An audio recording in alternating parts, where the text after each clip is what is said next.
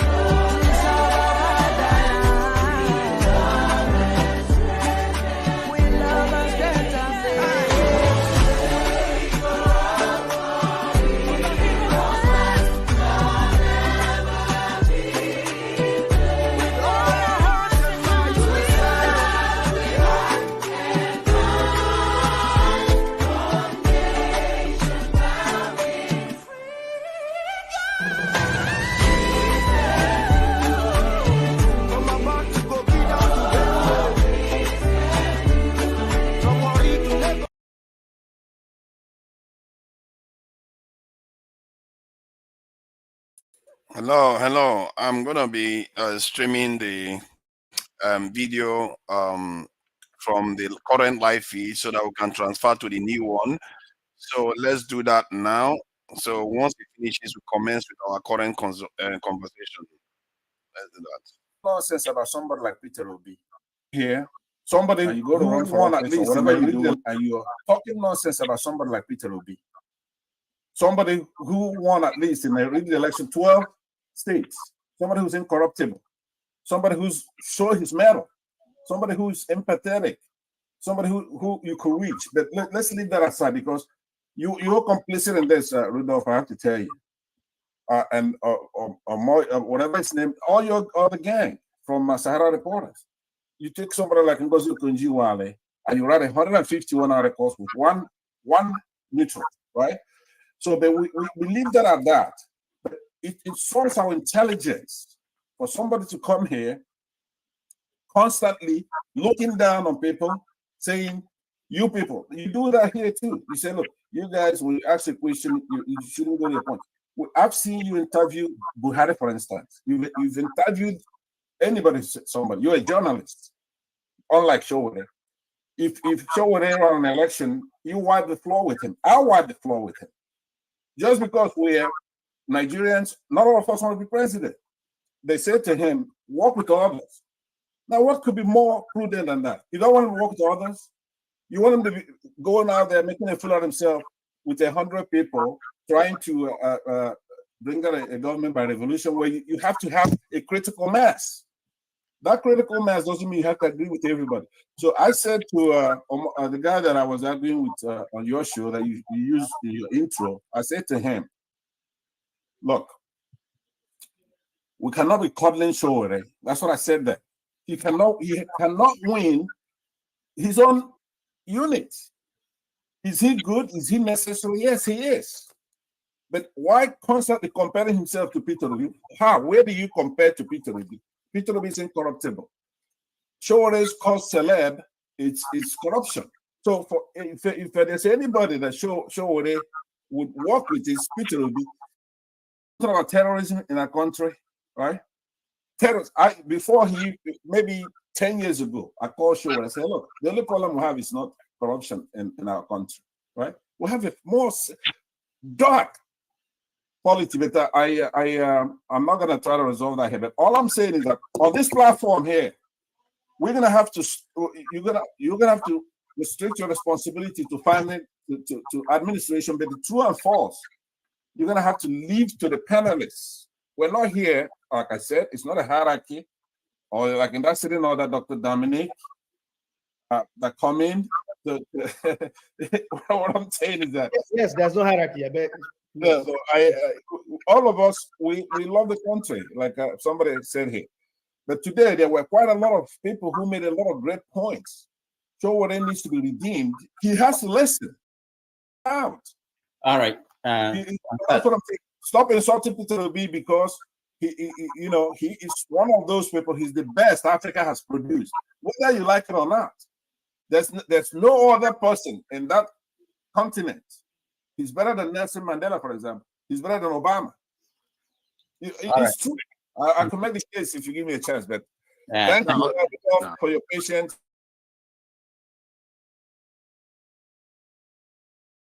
I do know you're not a gentleman. I've seen your skits, other shows that you do. You have to understand that. I've seen you. I do know you're not a gentleman. I've seen your skits. You're quite vicious. That's just a fact. You're very vicious. I do know you're not a gentleman. One last thing, something that we have to maybe clear is, you know, when we have guests, you know, to what extent are we fact checking or pushing? For example, if he says P2B is a criminal, like, we'll ask him, like, why does he say? Because I've heard certain rumors about P2B and sort of know where Sowore is, what he's getting at. But the thing is, maybe next time we should push him to, like, actually say, if you're talking P2B is a criminal, you're infringing on someone's character, right? Or did he say it today? He said something. No, that was the only campaign. Okay. Yeah. So I think he said a lot of things about Ngozi Okonjo-Iweala that are just not true, or Dora Akunyili that are just not true. There are so many in journalism. There are standards. The allegations doesn't mean anything, right? Somebody is innocent until they're proven guilty beyond a reasonable doubt in the court of law.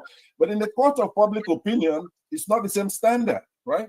So in his case, he's been accused of treason. Now we choose to say, look, in the court of public opinion. While the Pansat is going over and over, are we not going to live to that? All right. Pansat, we have to go. You guys can go over to the next stream and continue the conversation. I want to thank everybody that joined me, Dr. Dominic Chim, I Speak the Truth, Jefferson, Pansat, John Abba, Alaba, and everybody, especially those that donated, AY, Nana Bash,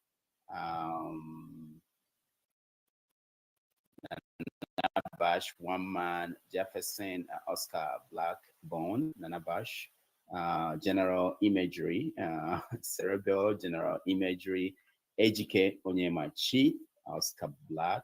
I thank everybody that watched, those on the comment section. I appreciate all of you. Next Sunday, we are going to have another special guest. I haven't confirmed, but I'm looking for, there's someone I am bringing in. Hopefully it will work out. Thank you all, and I will see you on Saturday. Take care. Nice to meet you, Rudolph.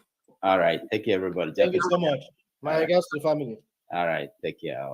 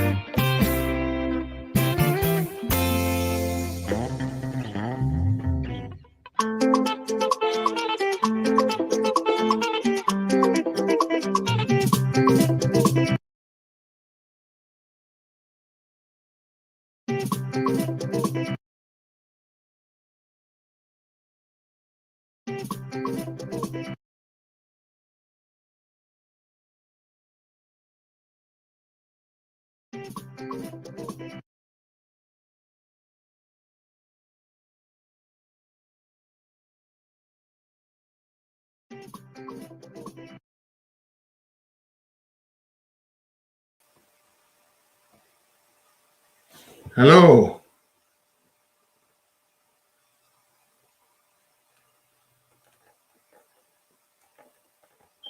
Forefathers, we can't hear you again. See, I don't know how I do this. I don't. This is the second time. Yeah? I don't know how I do this, man. When am I going to get used to this, man? I'm a media man now. I should know how to handle myself. I can't even figure out how to operate this is very well. Jago, you may want to sit up. Forefathers. Yeah, welcome, Pastor. It's nice to meet you again. You too, Jefferson, and hello, forefathers. Hello. Thank you for joining us, Pansat. Yeah, I saw you were getting a bit excited with Sowore today, and Dr. Rudolph wasn't having it. He wanted to keep everything on the lead. To be fair, they needed to keep you in check now, because before you start calling a minority, when they leave you, you just go start calling people minority and all. You can see why people panic sometimes. And I'm trying to see Jago has started now. What is Jago doing now? Oh, please, bro, take time. Take time to read. But Jago, you Jago, leave me. Go fight everybody for you. Yeah, that's why I was worried. I thought you were up to something again. Welcome, Jago. Forefather, yeah, go ahead. Don't be offended. I have to interject. But basically, you know all these things. We are fighting for something, right? We don't like the establishment, but at the same time, we don't hold ourselves as though we cannot be questioned. I don't know if you understand what I'm saying. Because all these things is all about strategy. It's all about strategy. It's just like saying that you want to learn something without not having a reference knowledge. Everybody had a reference knowledge. You must start from somewhere. There is no human being that's born of a woman that exists in absentia and brought his own ideology and say, bam, everybody follow ideology. It doesn't work that way. It does not work. It has never done. And in fact, once you try to show that to people will not listen to you. They will not. Yeah, they won't. They're not. Yeah, that's true. So, but what do you make of the interview then with him? How did you I would like to say this, Forefather. I really endorse the way he handled and answered your question.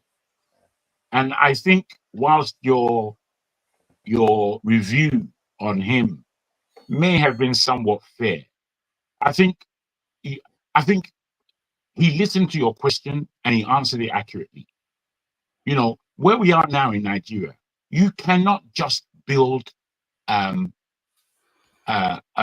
defensive or militarized course to the level that you want without economy. You can't do it, bro. And, you know, sometimes I'm wondering what you're expecting. You're expecting to pull something out of the thin air. That's not how it works. These things have to be paid for. How are you going to pay for it? My goodness, man. Sometimes I believe it's your misunderstanding that you're not analyzing. You're analyzing everybody. When you say how I'm going to pay for it, what if I told you that we are losing just about $50 billion every year due to insecurity? I'm aware of that. I'm aware of so many monies. That's not the only place that we're losing money. So it means that when you invest even 2, 3, 5 billion, you actually make profit. No, the thing is, bro, because we are losing that kind of money in the spurious ways that we are, therefore, you understand, economically, we are losing.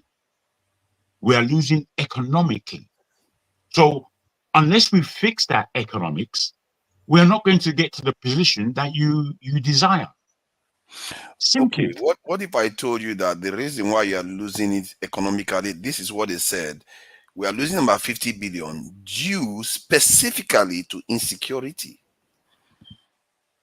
Yes, but you know, there's all kinds of security measures, as has been said so many times. You know, I like what he said about all the walls that we have in that country. I remember going to Nigeria, going to so many beautiful homes, but as you reach them, you can't see them from the outside like we do anywhere else in the world. If you go to St. John's Wood, if you go to Holland Park, you can see the beauty of the properties because they're not fenced up to the sky because of security reasons. You know, there's a way that we're not thinking. It is, well, okay, I mean, I don't want to go on this subject. It's just that I believe that you harp on about security to the point that it's, I won't say getting boring. I don't want to use that kind of language, but it's getting to the point that you're misunderstanding everything else that we need to deal with as far as Nigeria is concerned. So, you know, that's the way I see it. So basically, if I understand evidence, you refuse to see it. Forefather, if I try to understand you clearly, I know that I'm talking about the issue of insecurity and we're losing a lot of money. Of course, any reasonable leader who wants things to change will actually take this into cognizance and will actually review the way we are going about our affairs. It's just basic. It's only basic, but the willfulness is the issue now. I feel the security apparatus need to be how do I, it needs to be decentralized, of which we have been fighting for over the years. But how do we achieve it? That's where the big question mark comes in now. I guess maybe other viewers can actually comment on that the best possible way. Yeah, I think Pansat was here first. Pansat, if you want to say something, you can go ahead. Otherwise, I'll go to Ferreira. All right, let me take a jab at it.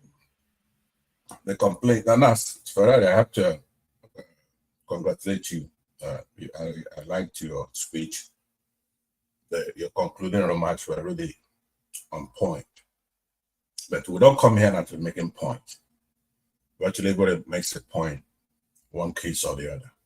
Either you shine today or you shine next week, right? On the program. I don't know if you guys will hear me, but I'm going to bring this microphone close. We can hear you.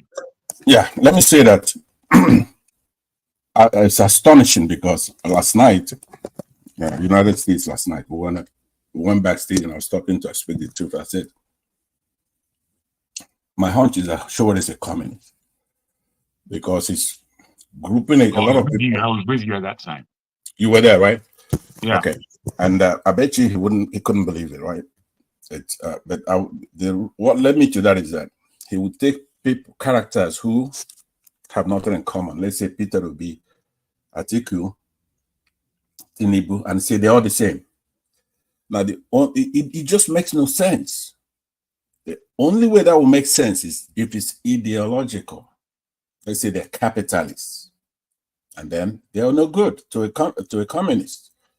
Now, communism, it has a bad rap. That's a stigma to it. So nobody, not really, will come out and say, "Look, I'm a communist." What they normally would do is say, "Look, I'm a socialist. I'm this kind of revolutionary socialist." Or it will have, stuff, right? So somebody say, "Are you a Nigerian?" They say, "Look, I'm a West African," right? You're Nigerian. If you're communist, tell us, because it has implications. We have a constitution. There's an economic system in our country. There's nothing wrong with changing it. But what augments that and makes it conclusive that he's a communist is that in communism, the preferred method of coming to power is by a revolution. Right? Now, taken individually, nobody really disagrees with, for example, a revolution. So you'd be wondering, why don't Americans help Sowore when he's in trouble in our country? He's a good guy. He's exposing corruption and all that. But they won't help him because they have intelligence. They know already. He has a file. Once you have a name, they have a file on you, right? And they know that you're a communist. Once they know you're a communist, they're not going to help you. The intelligence would debrief a lot of these people who they don't want to get involved in anything like that. It's just lately that communism is tolerated. In the United States, it's quite a big deal if you're a communist in those days. Communist, right? So now, but that's not the issue we have with Sowore. He's a hypocrite. Everything he's criticizing others for doing, he's doing. He's using language like "you people," right? You people. We're all Nigerians who want to work. He has to work with others. So aside from his communism, the economic system that we're talking about, he doesn't have the threshold to bring about communism, because leadership, like somebody defined, the last speaker, I believe, defined leadership. You also have leadership in revolution. And that's the funny thing. Leadership is not the president of the country. Leadership is if you're not in, say you establish a company, let's say Sahara Reporters. There's a guy that was there that came as a guest. His name is Okendibe. He came to Dr. Damage's show. Then I asked him pointedly, "You work closely with Sowore. Do you think Sowore will make a good president?" Now, Okendibe is just like Rudolph, or better. He's a journalist. He's fair. He was there. And he answered that you should Google it. It's on Dr. Damage's show. And he said no. Well, he will not make a good president. And then he elucidated why. And none of those reasons will be new to you. So I know you have a lot of people here.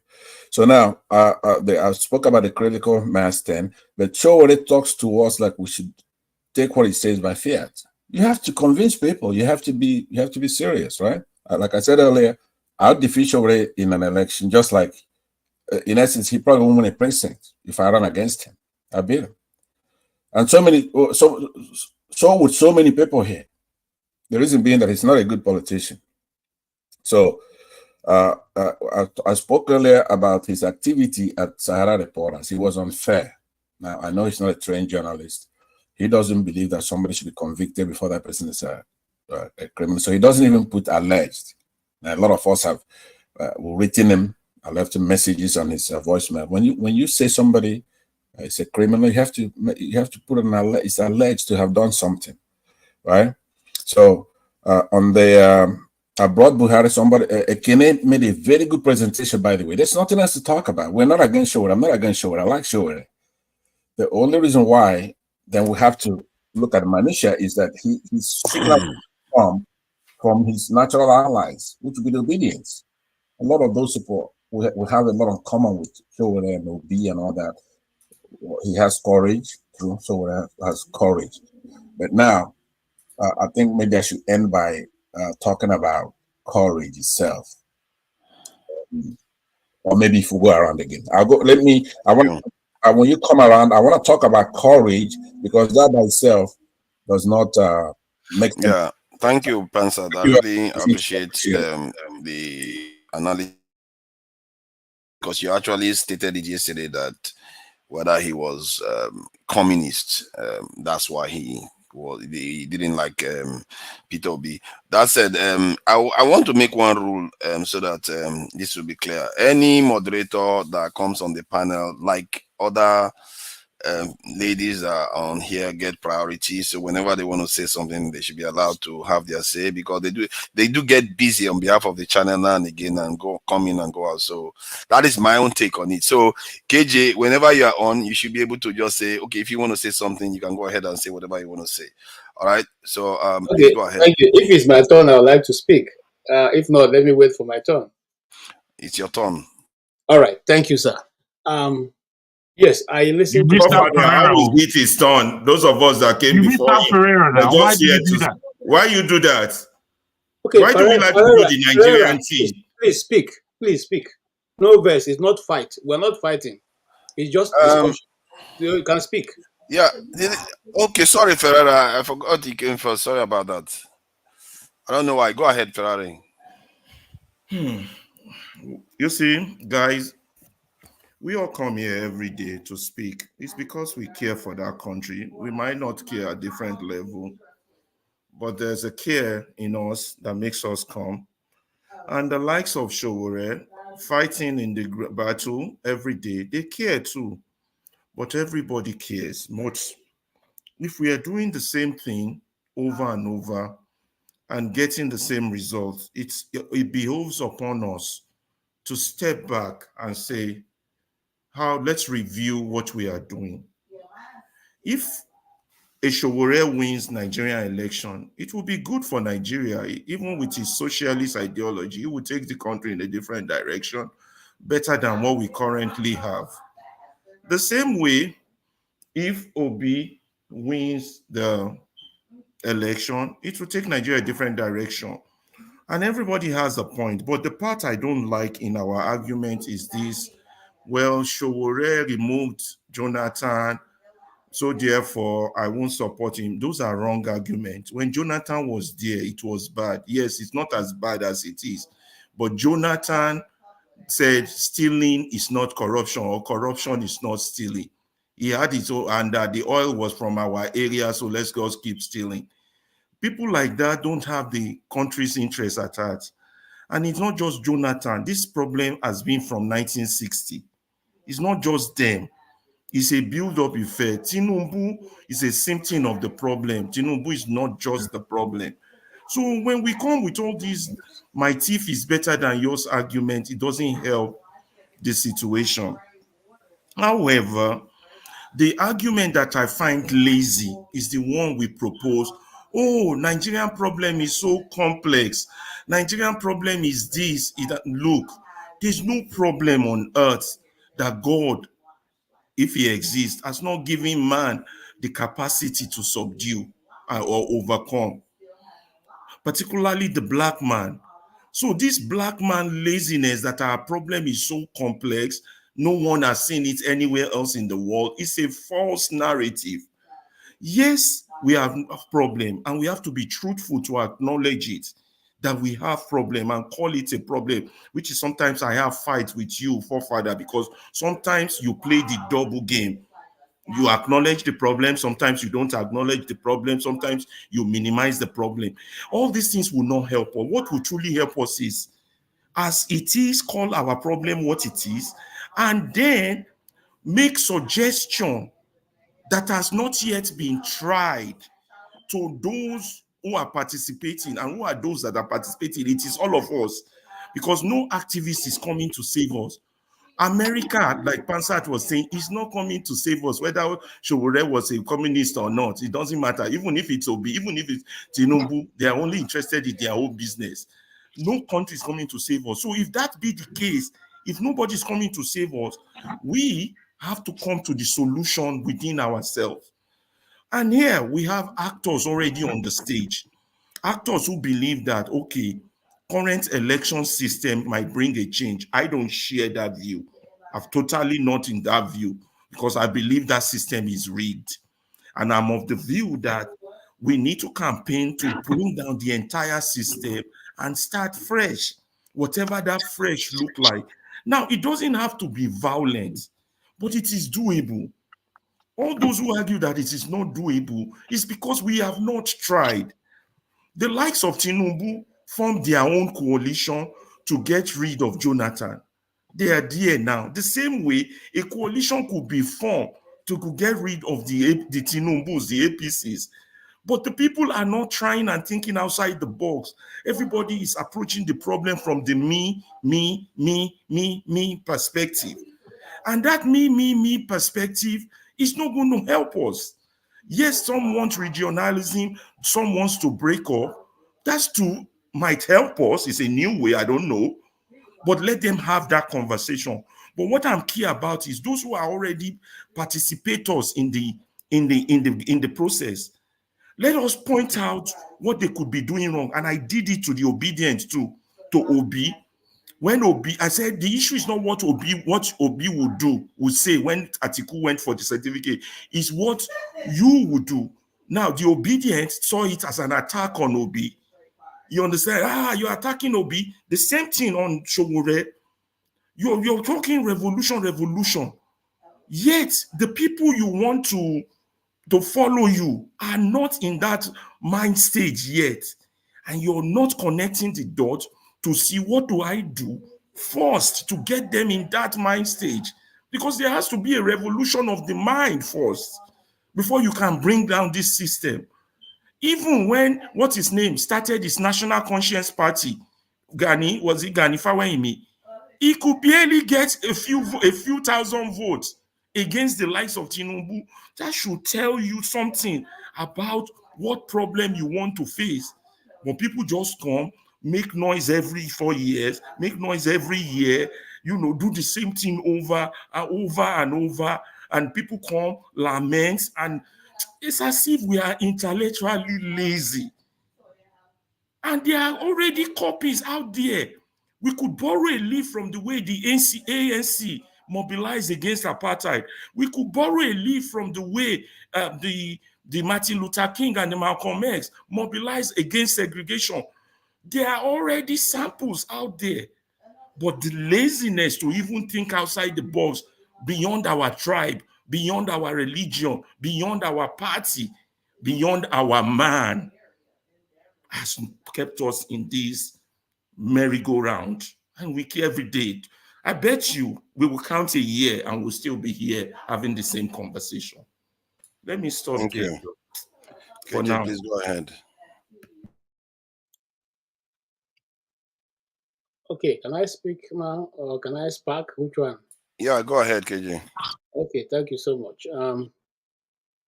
I listened to Sowore, and I applaud him for all his actions, whether they have been successful or they've not been successful. There's something that we learned to one of these American movies. Says um, the difference between a professional and an unprofessional is that the professional is sitting and thinking of what to do. The unprofessional sits to think of what to do. The professional takes the action and keep correcting himself until he gets to where he wants to go to. That is the situation with being a civil rights activist. You are not waiting until things fall into place before you take your action. I commend him because it's not easy for a man who have wife and children and who probably will want to even be successful in business or other aspects of life to abandon them and be in the streets where stray bullets can easily hit you, and that's the end of that case, and nobody will act after you, and you do it for over and over and over, and you are still on that same system running it. I commend him for that. I may not agree with what he agrees with, but the sheer fact that he puts his life on the line on daily basis, I commend him for that. Life no get duplicate according to the Igbos. So if his life is cut short tomorrow, none of us speaking today will be part of that pain. It will be to him and his family. I can say that I have an example, which is the Daily Giwas issue. Till today, nothing was said of it. I can even go ahead and say of other nationalists who are not even against government, who was pro-government people, like Sam Okparaji, who died in the clear view of Nigerians. Until today, even the graveside where he's buried is covered with bush. So what am I trying to say? I'm saying that let's cut these guys a slack. Because none of us talking now can pack up our business and go take up positions in that places. You see, the Igbos have a proverb that aneke onreke. That means they divide the work. Work get division. You get plenty spaces. You are either the one who is doing this or the one, you can't be doing everything. So when you get your own portion and you realize the portion which you have given, and the Bible supports that, it said there are giftings in the church. There is those who are pastors, apostles, teachers, and there are those who are evangelists, okay? And so you cannot do all it in one. Take the portion that is yours. If you are the financier, find who you support, finance them. If you are the one who like to write very well, find who you agree with, you support them. But to say that a man who left his beautiful wife, you understand what goes on in marriage, and then he's somewhere locked up in one police station, police are chasing him every day, and then you think the guy has not done much. Some of these guys, if you are in that program, Dr. Chidi, I know Dr. Chidi very well, we serve NYC together. He has gone to contest for Anambra State governorship, Enugu State governorship, because he felt that they should have that push. And he did push. They did push. He pushed in his own state. The people who he had meeting with, I can tell you without listening, that they all accepted that, oh, Dr. Chidi, you are the thing we are looking for. And all they're waiting for was him to land Anambra State. And they taught him, the Enugu State, and they taught him, the one that passed Biati, according to Igbo people. They taught him a lesson that, it's not by your understanding of how things should work that it actually works in this space called Nigeria. Now, some of the points he made, and some of which Alaba has made, I agree. But you see, somebody had to step into the Jordan, whether you know whether the sea is going to part or not. And these are people who have stepped into the Jordan. Whether it's going to drown them or not, we don't know. But they are taking that step. We should at least commend them. Nobody gets, you are talking about the civil rights movement of the 60s. Those times have changed. Many things are happening now that you can't even control what is happening, because before you know it, everybody is hearing what we're talking about.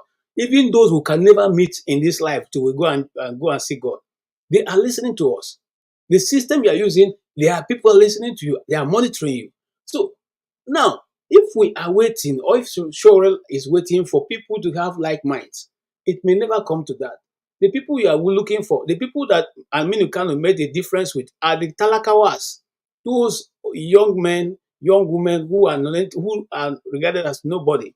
The thing that we refer to as the wretched of the earth, they were the Talakawas in the north who gave Aminu Kano the position he occupied even in the Nigerian history till today.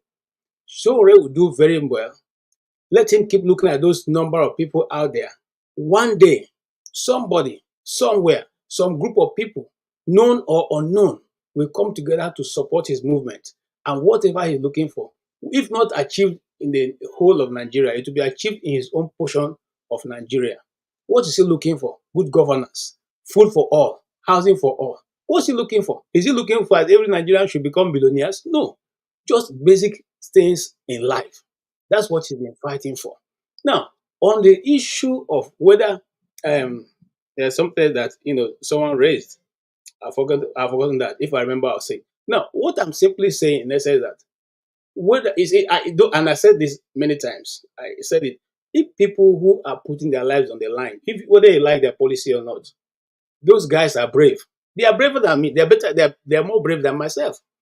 Because I cannot do what they are doing. I'm telling you, I keep saying here every day. What I say, Simon Ekpa or Nnamdi Kanu, I cannot do what they are doing.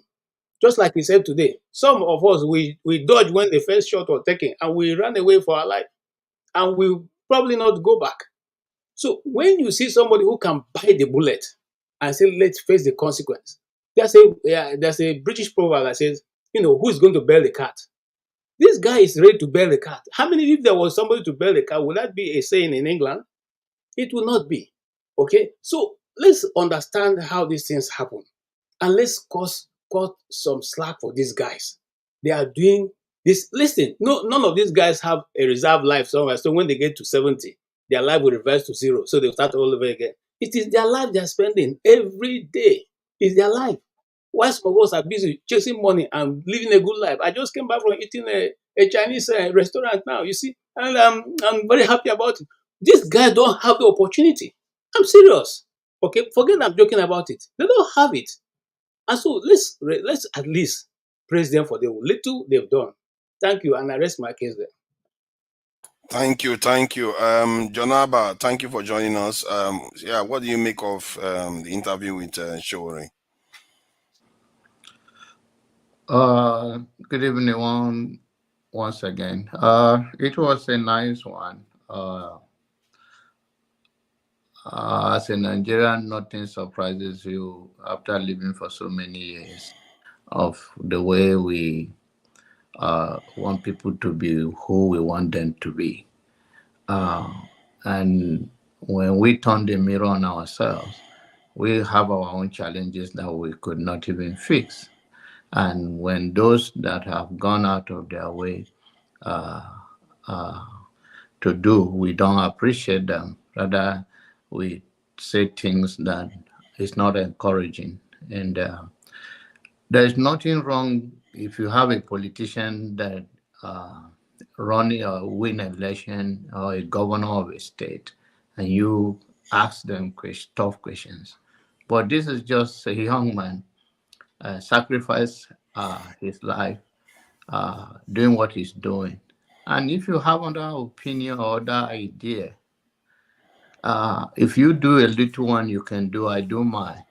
Then collectively we can make Nigeria great, but not to go after everything he has done. And I'm not saying it should not be asked a critical question, but what question are you going to ask him? Of what? Of Sahara TV and what he did during Jonathan or during Buhari and all those questions? Is that relevant? I've only known Nigerian will admit that we have been declining from 1990 today. Any president that comes, the one that left is worse. So what is and then you can't say anything because you do predict to know that they won't come in, except we agree that it's a program, that Nigeria is programmed this way. And then people that are trying their best to push Then you have, and there's, oh, he said this about it. And we are too gullible society, and the leader knows. And that's why they take advantage of us, because they know that we can always push a narrative among ourselves, soak that energy of, because you come, I don't come here, sometimes I sound serious, but I don't take anything to heart to be, oh, why did he say Obi is a criminal? Why did he say all of those things? It's a politician language they use, it's a campaign language. And if they think it's important, let Obi go. Yeah, we're fighting for people who are not fighting. You just want to make things relevant or necessary. Everything you run in your own home. You face challenges. You go to work. You face challenges. People deal with issues before them. Not this narrative we are pushing there. Oh, he meet with Fulani. He meet with this secretly. No. John Abba, I'm so sorry. Sorry, John Abba, I'm so sorry I have to interrupt on this. Please forgive me all. House, forgive me. At the end of the day, there's nobody else. Look, everybody will definitely be called to question most times, because we are all saying all these things. Everybody is saying it. If you did something wrong in the past, look, it will have to be. It will have to be. There is nothing wrong in questioning the. I know. It has nothing to do where you stand. But everybody has to be called off once in a while. What? Okay. If it's not questioned, how do we know? How do you know the tenacity of his character? I don't understand the one yet. I want you to make your case. Let me understand. It's not even about no. Listen, it's not about the Jonathan issue. If something was done wrong, we have to be questioned. Nobody has all the answers. People make mistakes. That is even here. Be specific. Obi, listen. Obi. I'm a supporter of Obi, but the thing that Obi did, to be honest with you, is uncalled for. And Ferrari, I want to even thank you for even pointing it out. You pointed out about what he did. Yes. What is that? You cannot just. I don't understand what you're arguing about. I'm speaking relative to. No, why I countered you was the fact that you said, "Oh, what Sowore did in the past, it doesn't really count." No, that is propaganda. No, I was specific to you. You can't say I that. talk about issue but of you Jonathan. said, I talk about his intervention on issues, or he make a comment. And if you can keep that grudges against you, not vote for him, it's your prerogative. You have the right to do that. But that shouldn't be an argument. But you are confirming. You are simply listen. You are simply confirming. You are simply confirming what people are questioning about, what he did in the past. He has the right. So why will you say that someone cannot question what he did in the past? In your own word, and don't forget to listen to me. Don't forget to the same AAC was the same party that was contesting against UK in Rivers State, second term when UK was governor. I don't understand you. And I remember it was salient when, of course, he had to involve his party. What are you holding him for now? That he uses a Sahara TV to talk about? No, listen, I'm not holding Sowore for anything. No, calm down. I am not holding Sowore for anything. What I'm countering you is the fact that no matter who you stand for, you cannot say nobody can be questioned. So that's why I'm trying to correct you on that. I speak my own opinion. I'm entitled to the way I speak. Whatever. I know it's your opinion, but you cannot say that nobody's character or personality cannot be questioned. To me, it's irrelevant. I think it's the right thing to do, that we should question. It's not irrelevant. It's part of the discussion. It is very, very important. If you want to hold grudges that he deep into this governor or deep into this, what? And so what? And now another. I'm not holding grudges. I'm saying that no matter who you hold high, no matter who you hold high to esteem, nobody is above the law. If you do something wrong, we'll question it. Are you in the law court here that you are holding somebody against the law? If you use a language that you can say this is a language that I'm not comfortable, listen to me. Jefferson, allow him to finish his submission. Man. That is it. You've had quite a few. You see, that's our problem. We are like Jefferson. Done with interjection. Can I continue my statement? Jefferson, try to understand. He's having his say. You have your chance to have your say. Then you can come back in, because I've allowed you to go on to and fro. There are other people waiting. Sorry about that, Jonaba. Go ahead. the thing is that Jonaba should be concluding by now. I mean, he's been talking forever. By whosoever you have a passion for. You have your entitlement and you can say what you have to say. But me as a person, I don't see it relevant, or I don't see it as, if you want to keep grudges that, oh, he deep into this person, he deep into this person, or he's the reason why this person is here, or he's the one that brought Buhari. Nobody bring anybody in Nigeria. He has no such power. Somebody that will bring somebody and he cannot win his constituency. It's all about all of this talk. Okay, can I ask you a question on that fallacy though? Let me just ask you a question on that. Hold on. You're funny, you know. You're funny. But hold on, John, because Sowore use the same thing. Can you mute him, please? Can we just let him finish? Then you have your chance. Because Chin is still waiting and Kene is there too. And if you don't speak in their language, and I'm not going to speak your language until I leave this world. You live in your word, I live in my word. What is important to you, make Why don't you go to your own people's show? Right? Go to your people's show. Please, forefather, don't allow these people to interfere or drop them from this, because I don't do that. When they speak, I keep quiet. They should have the same respect for themselves. Yes, please, Father, protect Jonaba, please. Let him speak. Let him present his case. Yeah. So, if he's going to disrespect us, let him go to his own bookkeeping. Pastor, don't do that again. You see, when you grow to a level where you are in your 60s and your lifestyle never changes, of brigado of trying to think, you think small and you have full of English, it is where we keep what we are. Go to Aboki. Aboki has been ruling you over the years. You did nothing than to run from that country and stay in your corner in this thing. So don't come and tell me about Aboki. Aboki have dominated your entire life. You did nothing about it, and you continue to do so. So if you are a man enough, go and be a patriotic Nigerian. Aboki is busy slaughtering your people in Benue State, and you couldn't do anything about that. Is never safe. Okay, please. The same Aboki has given you guys run out of your place, and you could not save your people.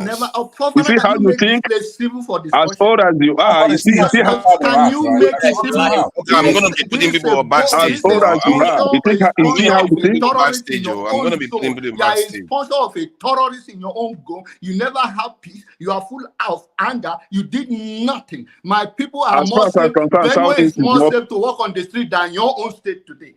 So all you do is to sponsor people like Samuel Ekpa, and you have the audacity to come and talk to me. You have a blood in your hand, and you have come and talk to me. You sit down. Okay, Jonaba, don't let them ruffle you. No, these people, this is how. They are more patriotic than you. If you are a man enough and you are not going to be in internet, take yourself to Nigeria and let the Nigerians set you in their own way. You are a coward. You run from your country. You have a new. Let's not do that now, Jonaba. Don't be. No, you cannot come and be talking to me. You could have dropped them off. You could have taken them off when they do that. Because no, you cannot be insulting my people. I never interfere on these people who are senseless. Right? So the point is that I think Sowore is great. He will continue to be great and do what he can do to make his own. He's living his own life. He's making a difference in his own world. If you choose or no, I think if we all do our own thing, in summary, we'll have a better country. We cannot have a better country where people in diaspora have this kind of a mindset of all they live in their life, that if you have seen what is humanly possible, the good of traveling around the world and the exposure is to implement it, is to copy it, is to live that civil life, is to extend that freedom you find in another man's country. However you can use it to better your people. He's been talking forever. You can leave. Nobody need you that much. So you are a distraction. Thank you. You minorities are very present. Let's allow Chim to speak, we don't have the right to question. Oh, Chim first. Yeah, thanks. Are we still on the review of Sowore? Yeah, we are still on the review of Sowore, and you are also free to chime in any other thing you want to do. Okay, so for me, let me reiterate once again. this is politics. I keep saying it when it comes to politics. The only problem is that our politics back home hasn't really produced much for us in terms of what we hear, in terms of saying the dividends of democracy and all that. We're running a system where we're subsidizing life for a couple of elites at the National Assembly and in Aso Rock and executive generally. But if we were to play this politics appropriately, there is a season for it. And the whole idea is that every citizen, like we do here, what we do here, as far as I'm concerned, is not a waste. Sometimes it annoys some people back home you don't know, to the extent it touches them, some of the things we say, is to hold leadership accountable. So anybody who is doing that is making his own contribution in terms of national development. I'm sure he's doing his own bit. We don't necessarily have to like it. Everybody's at liberty. It's just like the coming American election. There are people on the left, or call them red. There are people on the right, call them blue, or whatever it is you want to call them. And everybody goes. And then at the end of the day, somebody's going to win. When the person wins, we still hold the person accountable. If it is Trump that wins, you hold them accountable. If it is Kamala Harris that wins, you hold them accountable. Their parties will hold them accountable. There will be individual activists that will try to hold them accountable. That is exactly what Sowore has been doing. So I find it strange when people come and they pick holes at people. Some people say, oh, I can't forgive the person. I don't know. On the only time where I would say people may have a point, which is why I asked him the question I asked him. I know people who say he was working for APC. There are still people who still believe that till this second. That is why I refused to tell Rudolph, even though I communicated with Rudolph all through the week. Didn't want him to know. I would ask even Rudolph. I know people who have accused Rudolph of being part of those who worked to pull down Jonathan's government. So, but today was the first time he was hearing me say it. Why I said it was because it's been in my mind for a long time. And so when Sowore, who is the prime person, showed up, I said, okay, Mr. Sowore, what do you say to this? But in summary, my view is simple. He played his role as a Nigerian. We can't always be on the same boat. If we're on the same boat, then something is wrong. It's no longer a democracy. Then lastly, on Pansat asking him about whether he's a capitalist or a socialist. Yes, quite well, he didn't come out clearly, but I'm still trying to understand the relevance of that question. Why? Because when I was growing up and going to school, where socialism was vilified. But when I look back at the kind of socialism that China has been playing, if that is the way socialism is, then I want to live in a socialist society. I'm being honest with you. If what I see in China, the development they accomplished in China, the volume of technology and the number of people they pulled out of poverty. So when people say that you cannot be the leader of Nigeria if you're a socialist, Peter Obi was running for presidency and was quoting mostly socialist developed nations in Asia. China I didn't say it wasn't socialism, it was communism. Communism. No. I'm saying I didn't understand you didn't use communism, you actually used socialism. You tried it out. You didn't come strongly. No, I used communism. I didn't use. Okay, I didn't. Don't worry, let's not debate. Bro, you need to go and listen to it again. Don't worry. It was binary. Let's not debate about that. Whether it is socialism or communism that you said, they are twin brothers. I understand where you are going with that question in terms of that. But what I'm saying is, I didn't seem to understand the relevance because. Okay, can I tell you then? You can tell us when I'm done. You can tell us when I'm done. So my point is this. If socialism is bad, the kind of socialism that I am seeing in China is not the socialism of the Russian and Eastern Bloc days. These are totally different types of socialism. Their own socialism has put out millions of people out of poverty, created lots of millionaires in their country, is involved in a lot of market production that they are flooding the entire world. I would rather live in that kind of society than live in this quasi-capitalism that we have back home in Nigeria. So I think every Nigerian has a right to hold leadership accountable. We don't always have to agree. And the sooner we begin to realize it, the better for us. I think one of the problems we are facing when it comes to being able to help move our nation forward is that we don't know where politics ends and where the citizens' role, to hold leadership accountable begins. The moment we begin to spot it, there may be some measure of progress we will make. Thanks. Okay, forefathers, with your permission, let's allow Kenny to speak. Sorry. Can I just, with 30 seconds, that's important. Kenny is fine with that. 30 seconds, strictly. 30 seconds. He's my big brother. Strictly. Thank you very much, Kenny. By the way, congratulations. You did a very fantastic job earlier. Thank you, sir. Tim, your 30 seconds is going, you know that. Yeah. Let's behave ourselves here now, right? Behave yourself. Jim, what you just said there, yesterday I had another problem with one of our brothers, right? Somebody's from the southeast, and that I said he's ambivalent and he's wishy-washy, right? You know very well that the political system is totally different from an economic system. Deng Xiaoping came and revived the Chinese system where there's a hybrid in their economy. There's no freedom in China, right? You look at the Uyghurs and all other Muslims in there in China, they're in camps. You can't have freedom of speech. Communism is not a joke. People cannot bring out their best. That debate is 1960s. It's a concluded thing. Capitalism is better than communism. No system can work in Nigeria. Not even communism. Nothing. Because they're not operating with good faith from Northern Muslims. No matter what we have as a system, they're going to try to beat it down and cheat. So, but when somebody like you, like who I have a lot of respect your time is right? up. Well, Yeah, you didn't explain anything, let me conclude this. No, you didn't explain. Yeah. You started up, if you're gonna explain instead of going all around the houses. Okay, thank you. Let me. You're right. Let me. Can I start? Let me. And forefather, I'm sorry.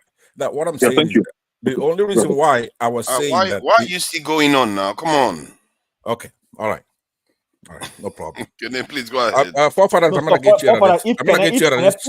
If Kene permits him, let him explain himself, please. I beg you. Let him explain. If Kene give him his time. How many minutes are you giving me? How many minutes do you want to give me? I'm going to give you 4 minutes. And if you want to sacrifice... Okay, let him use 2. Okay, I'll take one. Let me take one. I'll split it with that. You know, forefathers, you minorities on this platform, you overrepresented. You don't have a... Let me explain. He wants to start now. As a matter of fact, Jagon, do you want to explain it? Because I know you know the difference. Go ahead. Do it in a minute. I don't think I can explain your point of view. I actually would like to hear the question that Chim asked. I would like to hear you really confine it and let us understand you, bro. Okay, let's put it this way. It's important for the Nigerian people to know if you're a communist, for example, even if you fancy it, you cannot go about running in an election where you are bad-mouthing our leaders with an ulterior motive where maybe you have an issue with capitalism. He said it clearly. Now, you could squabble if he's a communist or a socialist, but he said, I am not a capitalist. Now, Peter Obi is a capitalist. Tinubu is a capitalist. And who's the other guy there? The Waziri of Adamawa was a capitalist. So when he says Tinubu they're all the same. Welfareist. Tinubu is not a capitalist. No, hold on. Tinubu is a capitalist in the sense that he pursues enterprise and trying to make money, right? He doesn't believe that all of us should share what we have. Okay. So now when Sowore says they're all the same, so it made no sense until then. I want to dig into what does he mean by that? That's only one thing that they have in common. The nexus of the three is that they're capitalists. So he's speaking in tongues because they don't have the same thing as far as degree of corruption. And his cause celeb is corruption. That's the only thing he's against. Sure, it's not against terrorism, for instance. But I will elaborate. I will elucidate when it comes to me. Can thank you for the time and forefathers. And John, we're gonna send you to your people. You're gonna leave. This is a Southern Christian Nigerian platform. If you don't like us, then get the hell out of here. Go to your people. Thank you. Please, everybody's an equal stakeholder. So we're speaking on the kind of recap, right? On today's guest, right? Yes. So I have no personal grudge against Sowore. His style of campaigning is okay for him. I mean, it's okay by him. I have my own lifestyle to live. I must not think and reason like Sowore and his supporters. And that is the reason why out of the pool of contestants, I pick P2B to support P2B. The reason being that I found a man that has quality, leadership qualities in P2B. And again, when it comes to criticizing a candidate, I find out that Sowore and his supporters are not receptive to criticism. They're not criticizing. They know everything. They can't take correction. On the other hand, I heard somebody today saying that P2B advice, sending birthday wishes to Sowore was out of line. And I quickly, without thinking it deep, and say, no, P2B shouldn't have done that. If he has done that, that means he's not a sensible man. But on the other hand, when I thought it deep, I was like, no, I think P2B is right doing that, because P2B has made it known to Nigerians that He is he to is go not on, coming. my brother, is to go Yeah, on. to go on. Go So on. he's not coming to take a revenge on anyone. That your eyes are not behind you. Your eyes are in the front for you to see what is ahead of you, not for you to see what is behind you. And that is on the principle on which with which P2B is operating. So he is looking for the future of Nigeria, not on what has transpired in the past.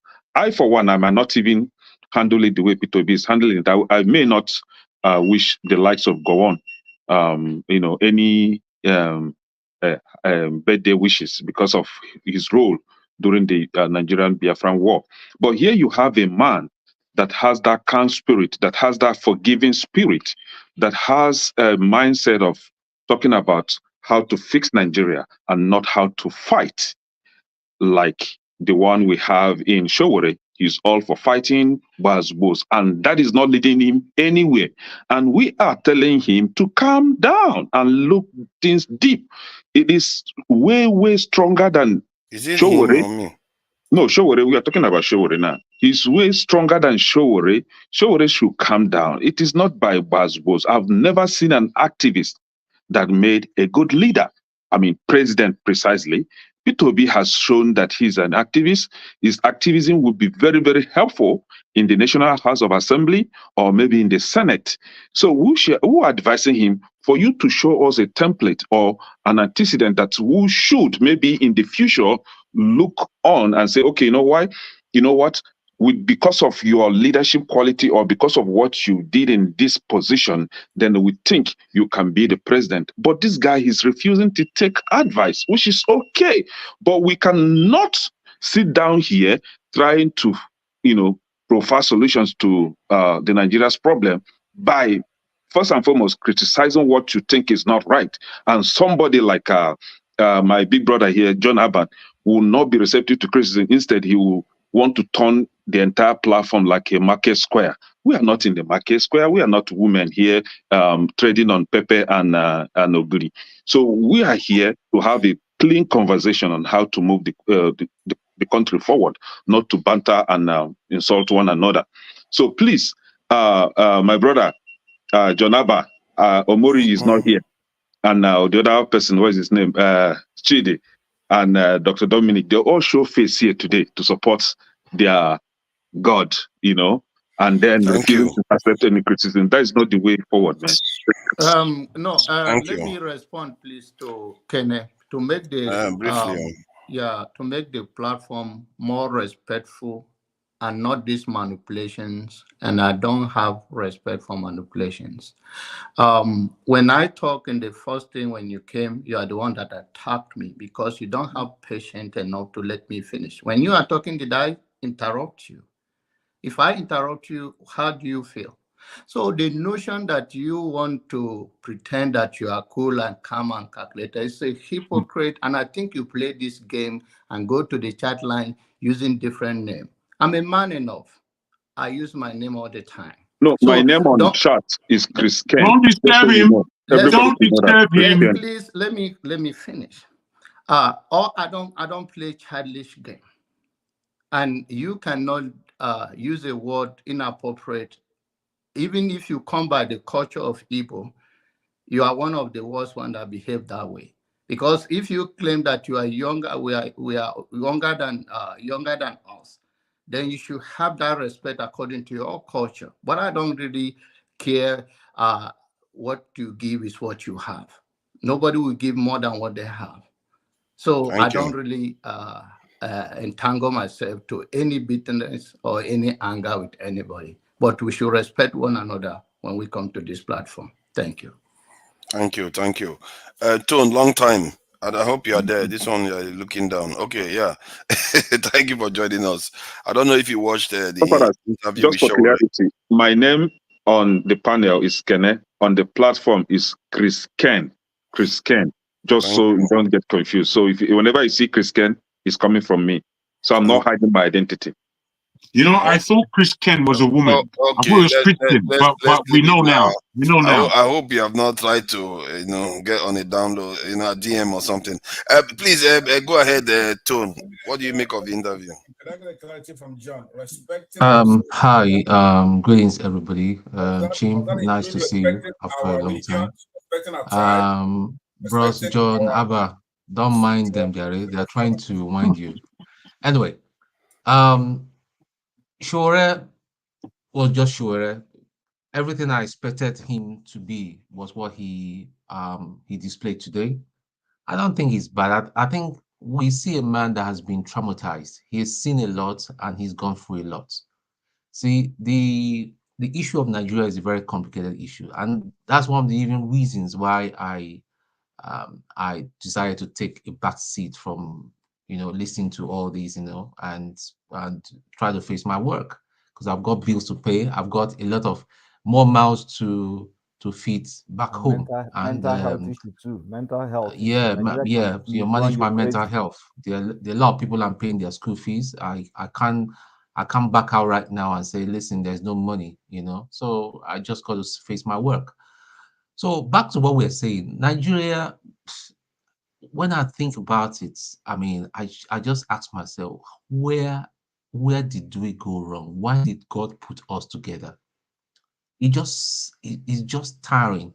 Why did God just decide to allow us to be put together? But then that's what it is. Um, nobody is nobody here is our enemy. Is not Kene is not my enemy. Pansat is not my enemy. KJ is not my enemy. None of us have eaten Nigerian money or been a part of what is going on. So let's just chill with each other. We're here to talk, to vent, and to proffer solution. Today, I saw because I tend to, and this is a recommendation to everybody. If you go to YouTube, there is this channel called History Val. Search for stuff about Nigeria. There are a lot of old videos. I've been watching it for the past 3 months, and I think today there's a channel where I saw some accounts from Ojuku, and I shook my head.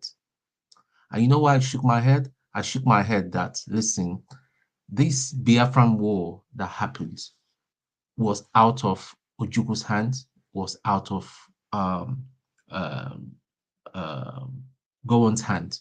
There are some invincible hands that are behind all the problems we have in Nigeria. Do you know what greatness we can achieve if we are all together? If we can all agree. In fact, I dare to say respectfully, and say respectfully to Pansat here, that it's not even Hausa Fulani. What we see right now is even beyond Hausa Fulani. Hausa Fulani is Tone, just I a beg your symptom. pardon, Tone. I really beg your pardon. I'm sorry to interrupt. Did you watch the series that we had with Dele Ogun, who broke that very thing down? Did you watch that? I was watching the background. I mean, very, very. I bought his book. I bought 2 of his books already. I'm reading at the minute. So I think it's very, very important that we need to start buying these books that have been written about the Civil War, the first coup. So we begin to understand. We begin to have a better understanding, because when we start having better understanding, I tell you what, our attitude will change. There are still some invincible hands that don't want Nigeria to work. This is just the thing. Let's just accept that. There are some people that are behind Nnamdi Kanu being still held. It's not even about Nigeria. I will not even be surprised by the time, if he manages to get out of there, they will cancel his British nationality. I will not be surprised. So it's just time that we just need to calm down and be a bit cerebral. let us find a way of dealing with our problems. Yes, we need a fiery person like Sowore. We need a calm, calculated person like Obi. Although, like Chim said, if I were Peter Obi, I would not go all the way saying all the things that, I mean, happy birthday would have just been there because people felt insulted, to be quite honest, that he's a sellout to the memory of all the people that died in Biafra. And if you think about it from that perspective, it could be right. But these people will go, give and take. Maybe Gowon will be with us in another 10 years or maybe 15 years. If God grants him the grace for a longer life, he will go. The man must have made peace with his God. The most dangerous man to fight with is a man that have made peace with his God, and God has forgiven him, and you're still fighting him for the mistake he made when he was in his early 30s. Omo, now God you the fight to. Me, my hand no day. Thank you, guys. Thank you. Well reasoned, I have to say. Okay, so what else? Are we done with Sowore? Do we want to move on to something else? Forward, I think maybe we should review this Gowon's birthday. It's worth reviewing, right? I mean, it's very recent. Mr. Additional of the African Development Bank was there. He gave the keynote address. He praised Gowon. I was watching it. I mean, I have respect, utmost respect for Mr. Additional. He's one of those persons that I've said, if he ever runs for presidency and my clan and somebody from my village is running, I will vote for him. Because the man is intelligent. No, I mean, Jago, look, the man is a very intelligent man. Clearly, sometimes I wonder how we are not those kinds of persons are not the ones running to be president of the country, and it's all this bulaba and balabu that we're having. So, but when I watched that event, I think he took his praise for Gowon extremely too far. Although he compensated with his telling them the truth that Nigeria has failed, and although he tried not to pinpoint the failure on any particular government, he made it clear, I'm not here to point fingers at any government. Do you know that I could not finish watching it? I had to switch it off. I tried. So perhaps it's something we want to review, because in that thing, I've asked myself, because Gowon constantly keeps saying that if he's given the opportunity to do it again, he would do it the same way. And I'm like, okay, you will do it the same way. In other words, you think what you did was right. I was at an event some time ago, and someone said that the former premier of this, no, not an event. It was on a WhatsApp group. Somebody shared that. He said that Michael Okpara said that he regrets being one of those who told Zeke not to form an alliance with Awolowo. Because personally, if you ask me, I have my views about how Nigeria would have been. I personally think when Enahoro asked for that independence and the northern Nigeria said they were not ready, they should have been allowed to stay as a colony of the British, while the south that was ready should have gone along. Perhaps they would have seen the benefit and come. And when they are saying they want to join us, it will not be on their own terms. It will be on the terms that the existing Nigeria, or whatever you call that country, would have been. Absolutely. So there are things that we have done in the past that are wrong. If I sit back, I say, if we had to redo it, this is the way I will ask us to do it again. So, but want to be saying, can I ask a question to you, Chim? Yeah, go ahead, sir. I like what you're saying, actually. What would you have done in Gowon's position, having understood that he went wrong? After the Abura Accord, what would you have done under the advice, still under the advice given by the king of Benin, or the sovereign of Benin? Okay. What would you have done? Okay, so if Pafora permits me, what I would have done is this. You see, when it comes to that advice that the permanent secretaries, that's what they were. They were civil, because that person was not a king yet. He was a civil servant. Yes. That advice they gave him based on how they saw the Nigeria of that time, I will not blame Gowon. Why? Remember, he is taking advice from advisors. But where I have a problem with him is that with the benefit of hindsight today, looking back, I expect to go on to say, you know what? I think a confederate Nigeria, which was what that this whole concept of Aburi will stand. What is Aburi? Aburi was simple. Let Nigeria be a confederacy. Let all the regions be in charge of themselves and make contribution to the federal level. That's what Canada is. That's what Australia is. To an extent, that is what even America is. You understand? And Germany and co. So that is the benefit of hindsight. I expect to go on to look back and say, you know what? This unitary system is what has created this problem. I should have taken that Aburi Accord that time. I didn't take it because I was 31 years old. I wasn't mature enough. That's the kind of thing I expect to see our leaders. The only person who somehow is coming close these days to say we made a little mistake, but you see, they all struggle, is Obasanjo. If you listen to some of the things Obasanjo says, you can read under the line that there are some bit of regrets in some of the decisions they may have taken in the past. But because of their nature as military men, some of them are. Jim, I don't know what structure that we're here. I want to be able to participate. That's why I'm here. But Okay, I like go ahead. Because my audio is a little bit flickering to this. All right, I think his audio went out. Hello, can you hear me? I can hear you guys. Yeah, we can hear you. Can you hear me? Yes, I can hear you. I'm trying to understand why you asked me to stop. So that's why not only for time, so some of us will get in, but I wanted to say to you, should he, somebody like go on, not only apologize like you're saying, but also go bring it up to date and say, look, I was stupid. My people are now in the concentration camps, right? We're losing like a score a day. Now remember, he was the protagonist of the war, the memory general at some point, and so he was deceived, or he was just stupid, right? He's fighting his brothers and sisters who are Christians in the southeast, and he did so, only for them to say at the end, "Hey, look, we're gonna take your lands. We're gonna do exactly what we're gonna do to the southeasterners that you are fighting for us." You understand? So not only did he do something wrong, but today he's a victim of the same thing. He's stupid, right? So what we have to bring it to date. There is something that Biafrans were fighting for. But Pansat, you know that Gowon does not claim Plateau State. He claims Kaduna State as his state.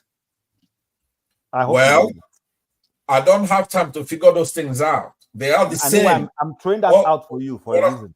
I understand, but what I'm saying is that his people are in the concentration. Do you care? Have you forgiven him enough to say, you know what, you fought me. You're now in the concentration camps, losing a score a day. Does it matter, right? That our fellow citizens in Benue State, Plateau, they can't go to the farms.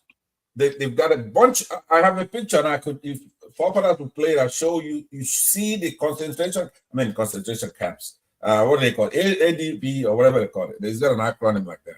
That's where John Abba is from. That's where Gowon is from. They're losing these people. We can't just say because they fought us in a war, therefore they deserve to be massacred and put in that camp. We shouldn't be talking about anything else but that, as a matter of fact. But if you're going to bring in Gowon, that's where it comes in. That's what John Abba should be doing here. So, my summary is simple, that I think with age should come some introspecting and some honest review of the past to say to yourself, you know what, there were a lot of, listen, these guys, Gowon became head of state of Nigeria at 31. It's not that 31 doesn't have wisdom, but at that level, there's some useful exuberance, that some things a 61-year-old person will not do that a 31-year-old will do, which is why I'm ready to forgive that kind of person to that degree, because these guys were very young and they took, they had this blood rush in them and took decisions that created some of the problems we have today. But nevertheless, at 90, I expect a more introspecting leader to be looking back and saying there were some decisions we took in the past we shouldn't have taken. And I am not seeing a Gowon. Maybe his military ego is still there with all this is going around praying for Nigeria. Perhaps that's why he's praying for Nigeria is not working, because he's not genuine, he's not sincere. He needs to be sincere. I'll leave it at that. For you, if I may, forefather, forgive me. Chim, you spoke briefly about Awolowo and Gowon. Sorry, Awolowo and Zeke. Zeke, thank you. What do you, I mean, given the fact that you are in a reviewing mindset at the moment, what do you think should have happened between them two? Well, you said it, and I want to underline that I've always said that the geography of Nigeria needed to be the whole of the South being as one.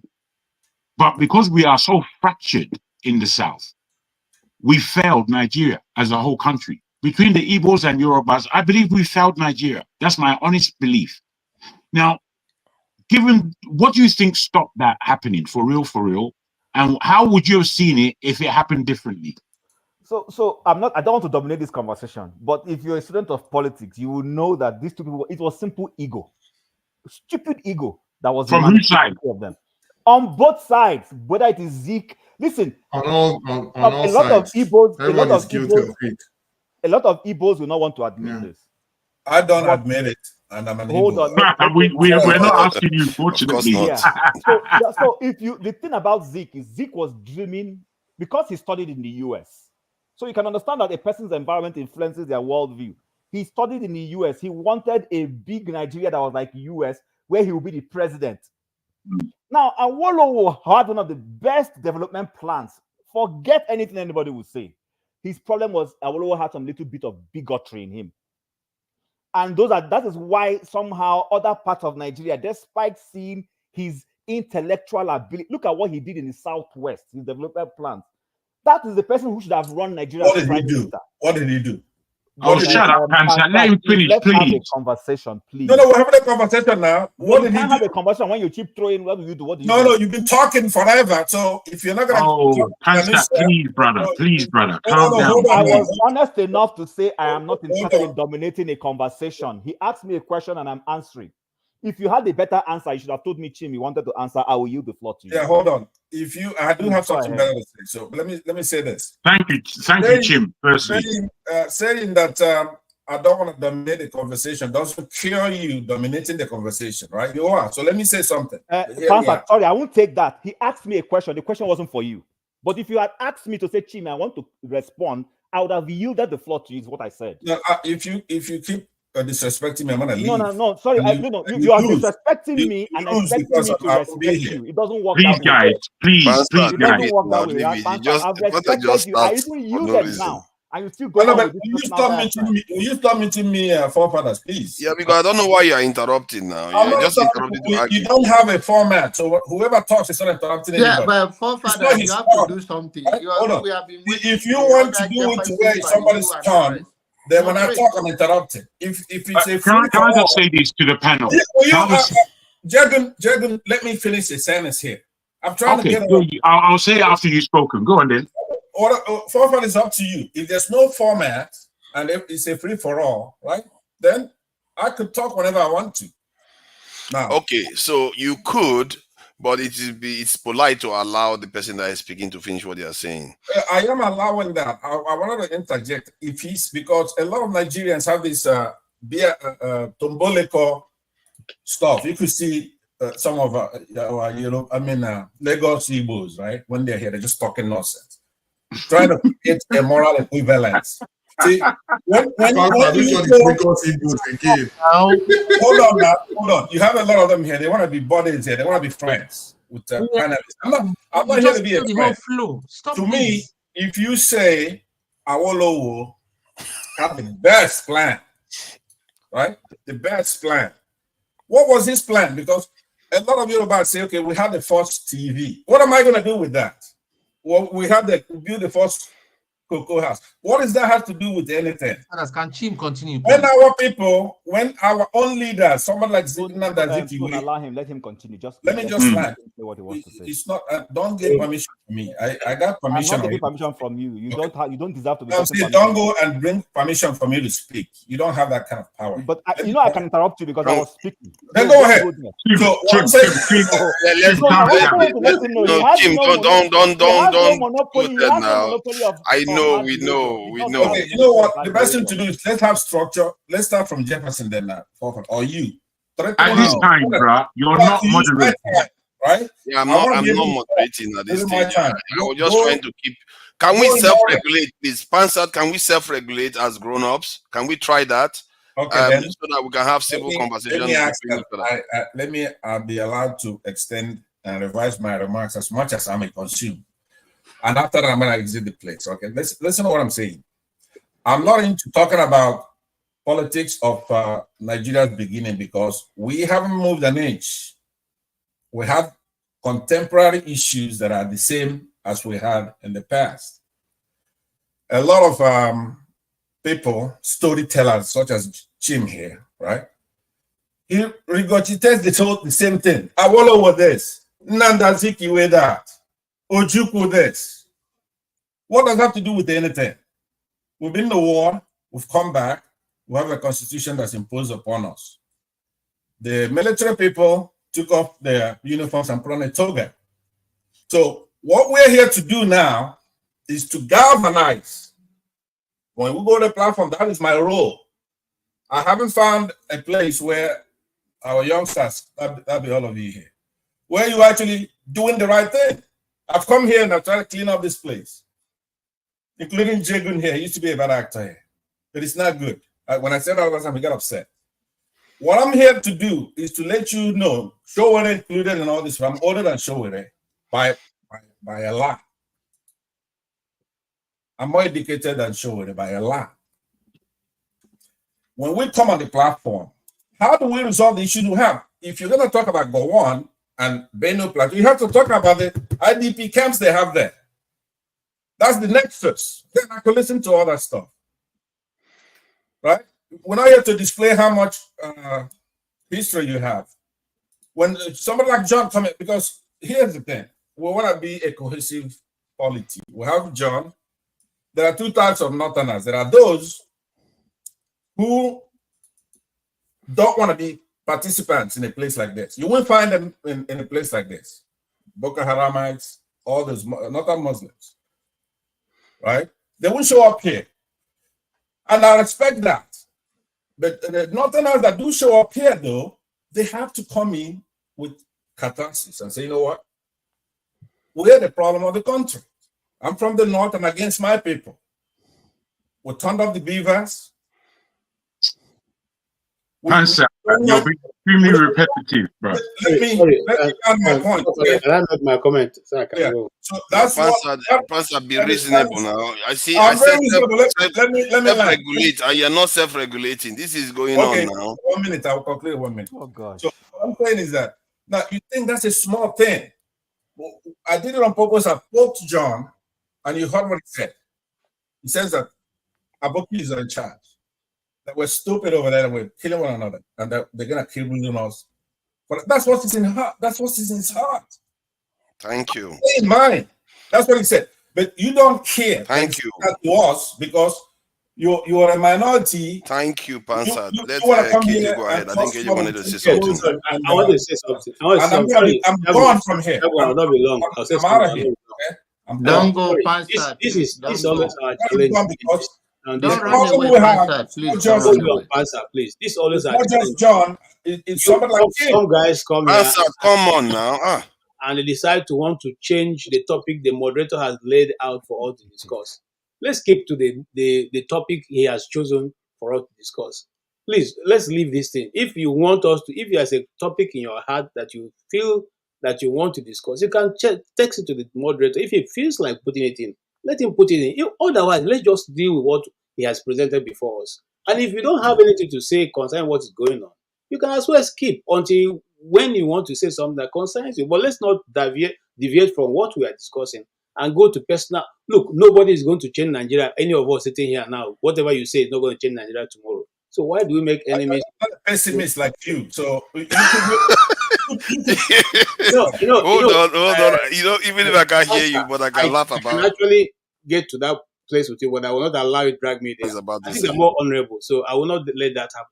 Okay, but if you feel like insulting Okay. people is the best thing, So what do you think? I'm saying What direction are we going? I'm sorry, but what I'm saying is that what you're saying is we're here wasting our time. Nothing we could do. I said that if you listen to me, we're gonna fix the problem, right? Answered. Why are you still talking now? I'm answering KJ. He says that nothing can change Nigeria. I'm not a pessimist. I believe that I'm only here so that we could find the solution. The solution is not going to be insensitive, right? But that's fine. You are correct. You have said that. You are correct, and he probably meant it in a different way. Who wants to say something next? I think Jago. I do actually. Yeah, go ahead, Jago. Thank you. You see, I wasn't really too interested in is he still here? In our man, Chim. Are you still here? Yes. Thank you. Yeah. Until he began and he started laying it out, and I thought, interesting.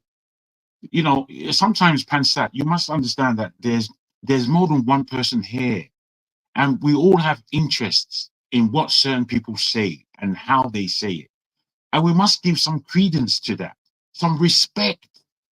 You're very disrespectful, brother. You know what, Pansat, bro? You know I like you an awful lot, but we have to respect each other, brother. We have to. In one way, we have to, as human beings, as brothers on the platform. You know, I disagree with almost everybody here, and I disagree violently. However, you know, we're all brothers, man. We're all brothers. You know, what I don't respect is what I believe to be inane speech. But if somebody's making logical sense, I think we can, even if we disagree with this logical sense, I think we can still jump on board. Now, Kim mentioned Adesina. Adesina, I've met him. And I too had a degree of respect for him until I really understood him. And in understanding him, I understand that like a Nigerian, his depth, he's not that he's not intelligent, but his depth, he doesn't have depth. He doesn't. And for a leader in Nigeria, you need depth of character, of persuasion, of understanding. Adesina was one of the people who was campaigning for GMO into Nigeria, campaigning very seriously. And he didn't understand why we weren't taking it on as the rest of the world was taking it on. And I thought, do you have all the information on GMO? Are you really asking to introduce GMO into our land? Do you know what poison that would be? You know, there's something about us that we too follow Oyumbo. We follow them anyhow, anywhere. And we don't know how to put our brakes on and see where there are solutions different. There are very various different scenarios that we can have to build our Nigeria economically in all spheres. Now, I repeat this often because I don't believe anyone listens to what seems to me to be quite obvious. There are examples in our region of Africa that tell us where the answers are. In Nigeria, there are, for me, clear examples. It's only idiocy that stops us. It is only a feeling of revenge or regret that charges us. We don't really analyze things. We use emotion for everything. For everything, we're just using too much emotion, spilling out all over the place, creating mud and blood. And I don't like it. Ekene is there saying that Awolowo was a bigot. I don't think it was a bigot. For me, when I really look at Awolowo, and I've gone back and forth on the Awolowo question, I look at him and basically he was stuck to the job he had to do. And he was able to achieve rather a lot in the Western region that nobody else achieved in their own regions very quickly. Within 5 years, he did it. Within 5 years. Zeke didn't do that. Zeke was talking bullshit as far as I was concerned. What was it? What did he achieve? Let me finish, my brother. He then let me finish. Pansat. I've just told you about respect now. Respect. Zeke, as far as I'm concerned, joining the North was the most idiotic thing he could have ever done, and he did it. He did it to the weakness of the East. That's what he did. The East would have been strong if Zeke did what Awolowo did in the East. If he did that, the last time I went to the East, which was in 1980 something, I couldn't believe the level of downtroddenness the whole of the East looked like to me. And I just couldn't believe it. It really did look like a different country. And then I thought about the war, and I thought about the fact that there has been no industrialization in this part of Nigeria. And Nigeria has somehow washed its hands somewhat of the East, is the best way I would like to put it. So what you see now in the East, which has changed, is all the development of those in that area rather than the governments. It's still lacking, as we all know, but it's done a lot from what I used to see. So when the South, which really should have been, the South is the Nigeria of real. That southern Nigeria is the real Nigeria. It's the Nigeria that is represented all around the world. People in the world, they don't know what or who a Fulani is. They have no idea. They've never seen a Hausa. But everybody in the South, they've seen all of us. Because why? Because we're out here. Why are we out here? We're out here because we've been marginalized as a whole group. We wouldn't have had to leave Nigeria if the South was developed the way it should be. We wouldn't have to leave. But we have left. And when we go back home, the place is an awful mess. An awful mess.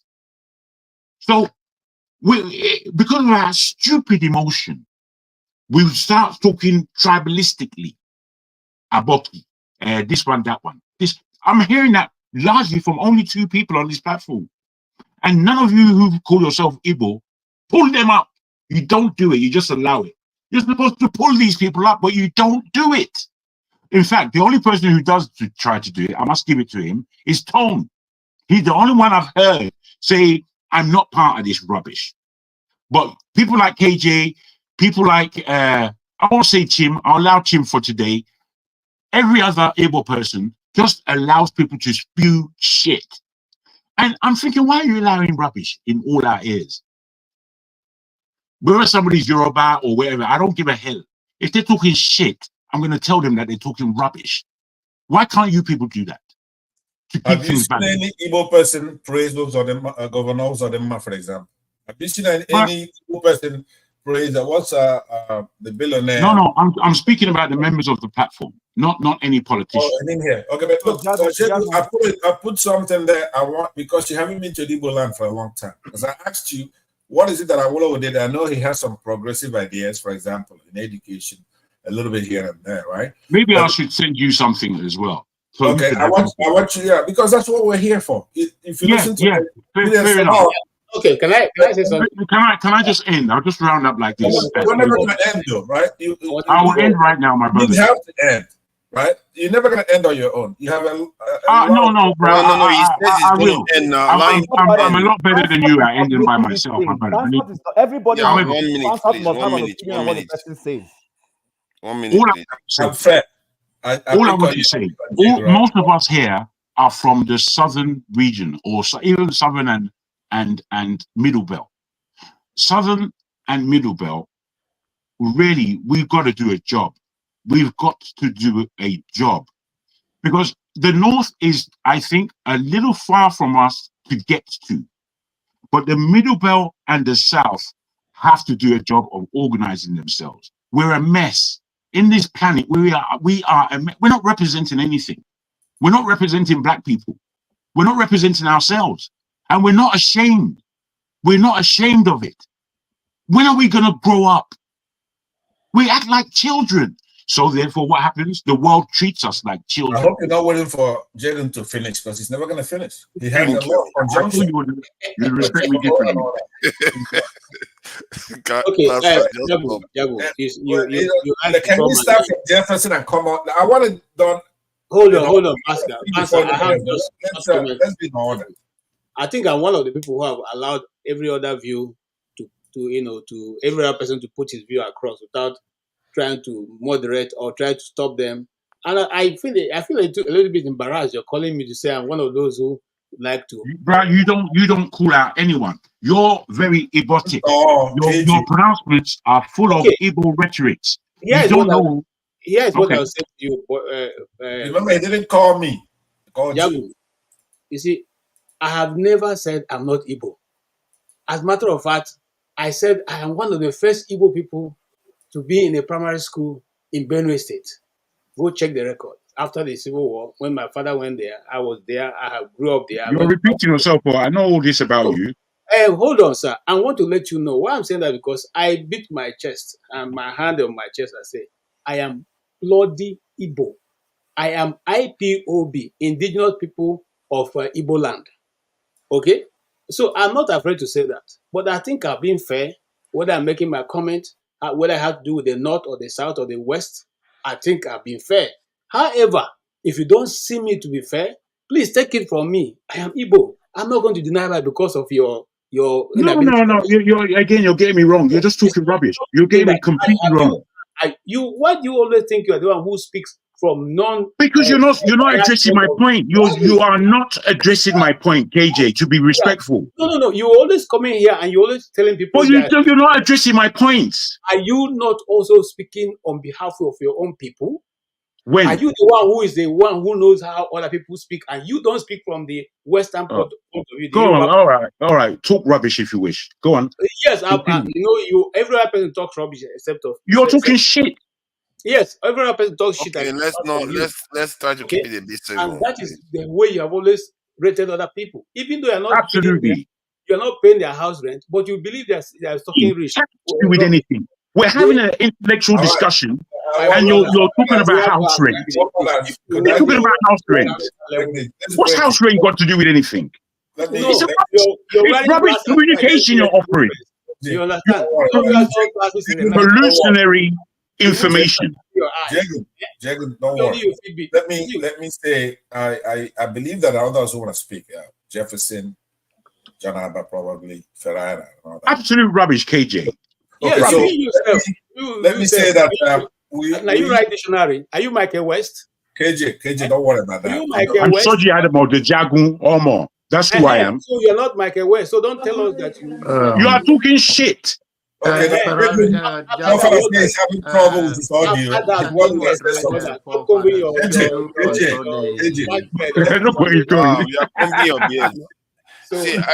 See, KJ, what Jagun is trying to imply that he says, because he did separate tone, to say that tone tends to call out when people speak from a kind of ethnocentric point of view. Jagun, KJ is saying that you two do the same thing. So I don't believe I do.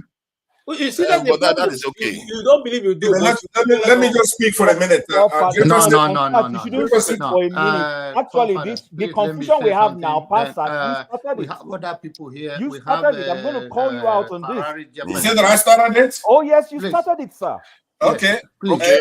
Looks like we have to moderate now. Since self-regulation is not working out. Please. Let me say something. Only when I'm speaking, right? Let me be able to please put in a word in. Forefathers. Yes, please go ahead. Your number was that? Okay. Listen. It's always a good thing meeting the family. Like I said, I don't leave this platform with any grudges against anybody. We may have our disagreement, it stays here. But the push of the false narrative that Pastor push all the time, our IGB camp, is not true. It's not up to date with it. As far as something stuck in his head, he repeats it over and over. And it's okay, that is part of being aging. we'll all get there, or sometime Dr. Pansat have his own reality that he's trying to push. And I'm just trying to make that clear that if you are accused, go on. I'm not speaking for go on, but if you call me out that we are supposed to be talking about Benue State camp issues and all the thing, is the first narrative. The governor that came have made sure that most, if not all, have returned to their ancestral home, and we give him that credit for doing that. And then whatever have transpired in the past, I can't take it from Pansat head, but we should not be allowing him to be, oh, go look at this video. All those are dated fake news that is trying to propagate on this platform. I don't know whether it's become a lifestyle to that you don't fact check things and all. It's just because you have a platform and you repeat yourself because you know you can talk very well or you have a command of English does not mean your words should not have a substance of truth in it. So please stop putting those narratives out. Okay, then let me respond because you called me out. Now, John, the way we do it in the Western jurisprudence is the best evidence rule, right? I come, I put something. That shouldn't. You don't post out to date. Will you? It's a fake news. Let me respond to what he said. It's a fake news. What you do, if it's fake news, all you do just is let him finish, Jonaba. Yeah, you bring the real news, right? You don't do by fiat. You don't do by I'm a nice guy on this platform. I'm a northerner, so you should expect. I'm from will you please mute the guy in the land, right? Don't ask him, mute him. So what I'm saying is that if he comes here and he's insulting me and say, hey, look, you come here, you bring fake news. You say something that's not true. Poke holes in what I said. Bring this in the best evidence rule, you bring the better one, and they're gonna show it. And it's go. Then I should go and bring the picture of the empty ID cam to prove to you. You are not even speaking it from empathy. Could you meet him? I'm almost done, right? Four fathers. You won't let me do what he's doing, right? You won't.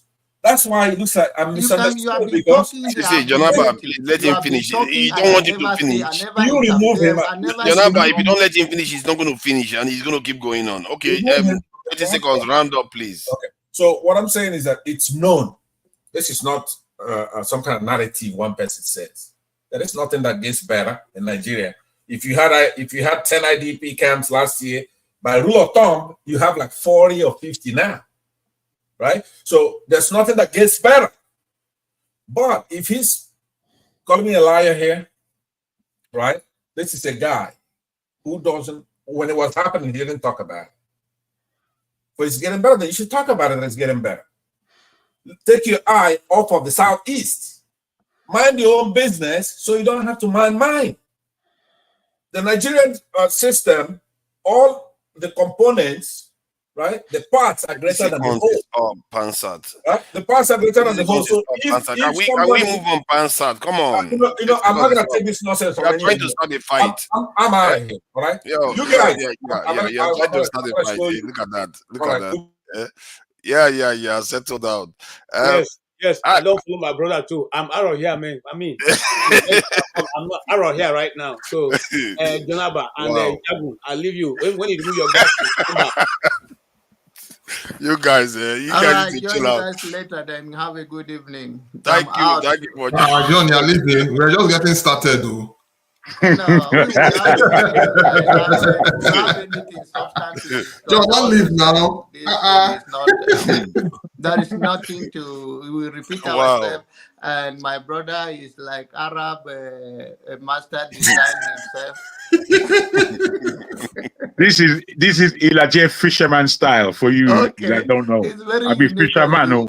You look, and I don't think I should even argue with you because in this dark day night in London, and you dress like this, that you are unique, and I think London have a different weather. I will see you again. Thank you. Father, I think one thing we should away today. Ferrara wants to talk, so before he speaks, I know is that we need to start allowing people to conclude whatever views they're trying to share, Yeah. so that we understand where they're coming from. Because you know what, people will actually look stupid when somebody is still in the middle of his conversation and you cut them through. You have not heard them through. You don't know what they're saying. Honestly, let's start. Look, you look foolish when you do that, and that's why when I wasn't asking to talk. I had ended my views, and then Jago asked the question, and I was conscious of the fact that we will say, "Oh, someone is dominating," and I said so that I don't get. You did say that. You did say that, but I must say, I was enjoying what you were saying, and when somebody you brought the subject, and as I said, I wasn't interested in the subject until you began to speak, and when you began to speak, I wanted you to really open up. And I agree. You know, but Pansat cuts in and doesn't want because yeah, because you know, this is where unfortunately, Jago, the thing is, I said something he doesn't want to hear, and you see, in this whole concept of nation building, even let's bring it down. Let's forget about nation building. Think about your friendship with someone. Think about your marriage. We must sometimes the truth you're going to tell your spouse can be very painful. It will take a humble person to say, as tough as what this person has said, this is the truth. It is when people are their ego is so strong. That's what leads to breakdown of those relationships. Dimwits, emotional dimwits is what it is. We want to build a Nigeria where ego Can I give my minutes to Chim so that he can? Because Ferrari hasn't spoken. Let Ferrari speak, then I can come back. But afterwards, Chim, you've got my minutes here, so you've got. I was really following what you were saying, and it makes sense. Thank you. Yeah, I was following that too. You know, Panzer is always a rascal. He comes in and like, hey, I don't like it. So yeah, Ferrari, please go ahead. Well, I just want to say that it is so sad that when we talk here, we let things degenerate.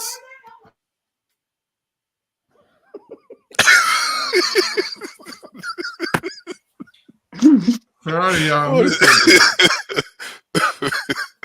Ferrari, I'm listening. He knows.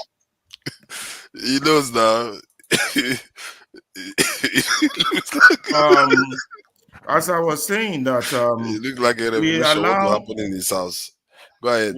We allow all this tribal sentiment to get into the conversation. It blinds us from coming up with formidable solution.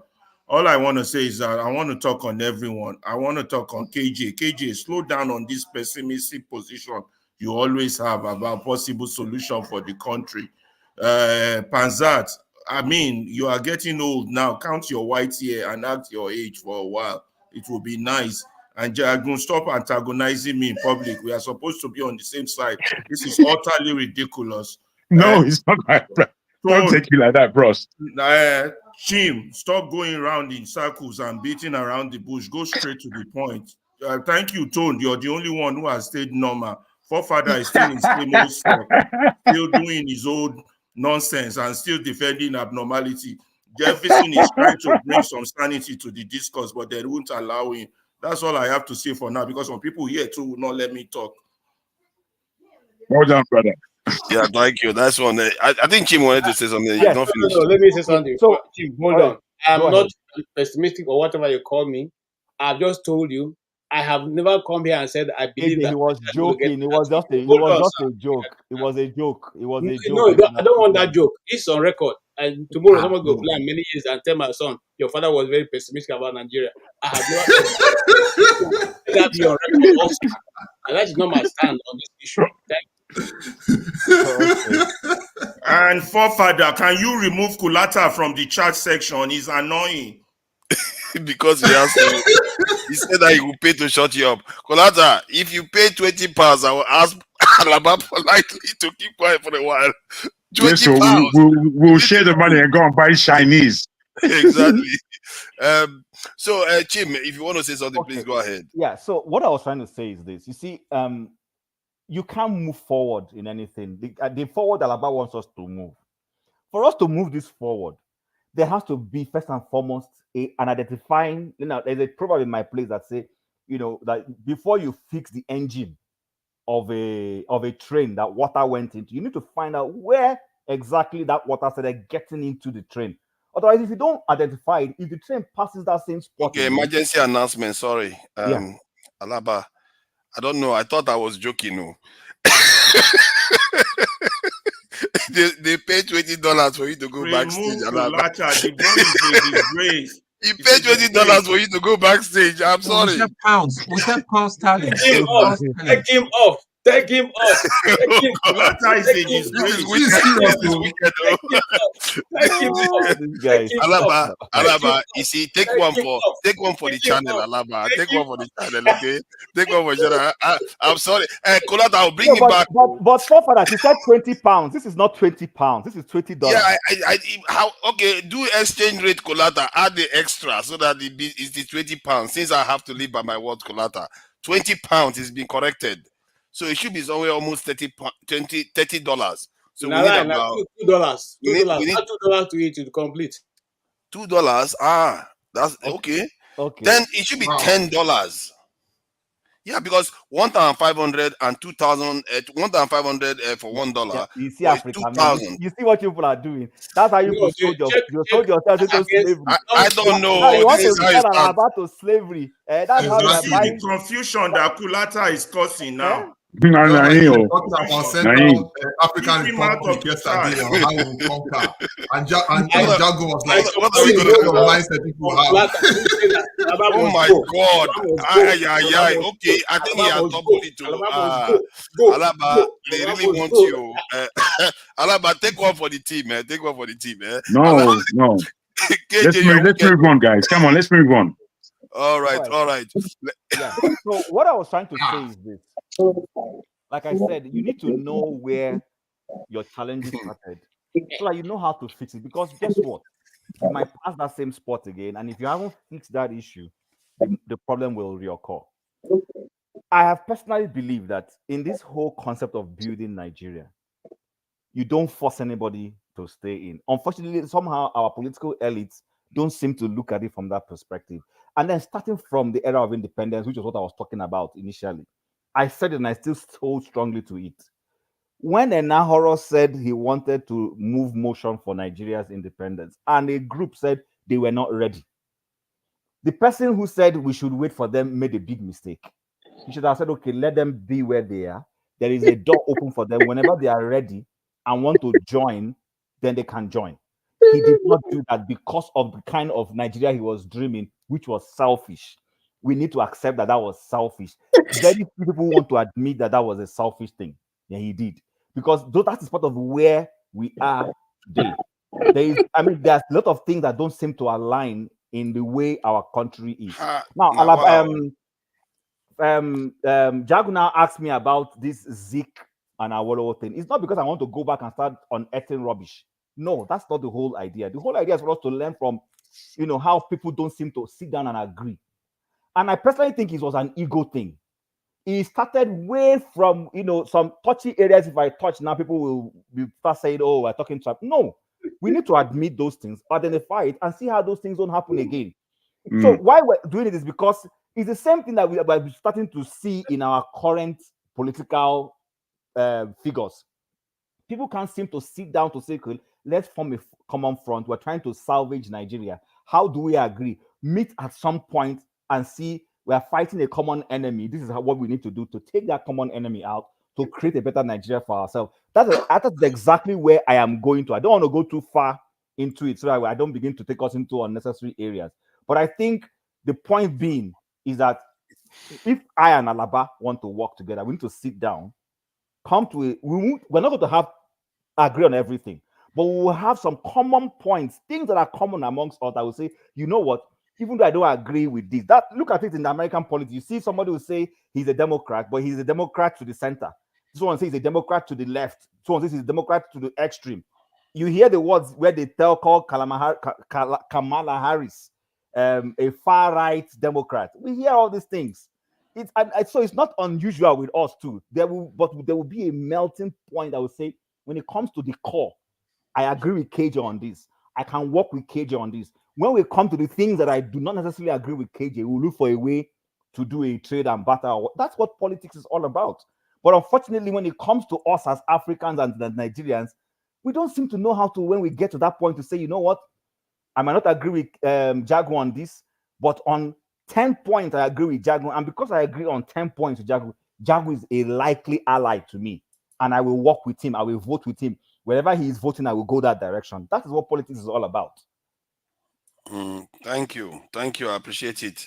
Mm. You know, I really appreciate all the money. I don't know what all about do people, you know, but you know, it's all good for the channel. You know, Dr. Damage will make sure you utilize the funds properly. And Alaba, you know, try to understand this is the sacrifice. This is one of the sacrifices we have to make. You know, Sowore makes his sacrifices in some ways. This is one of them. Just take it easy. So yeah, I'm just trying to understand. Okay, Tone. Okay, thank you for joining us. I don't know if you saw this interview with Sowore. We could go into other areas if you want to. Please go ahead. Good evening, everybody. I've been listening on the background, but I didn't have the opportunity to listen to Sowore on the platform. I joined about 10 minutes ago, so I don't really know what issues were tabled. But I seem to be enjoying the discussion over there, and particularly the way the issues of some people getting offended with certain actions or behaviors on the platform. But I think I love the way it was sorted out, and everybody is happy, and you know, and the discussion is moving on. But I just to key into what I heard that is being discussed. You see, the problem, one big problem that we have is that of ethnic suspicion. You know, people, you don't. I mean, let me say that there's a saying: if you have a snake coming at you, and you have an Oyoman, I'm sorry, I don't intend to generate any ill feeling here. You kill your Oyoman before the snake. You know, that's the perception. But it's pointing. I just use that as an example. I don't mean to demean anybody.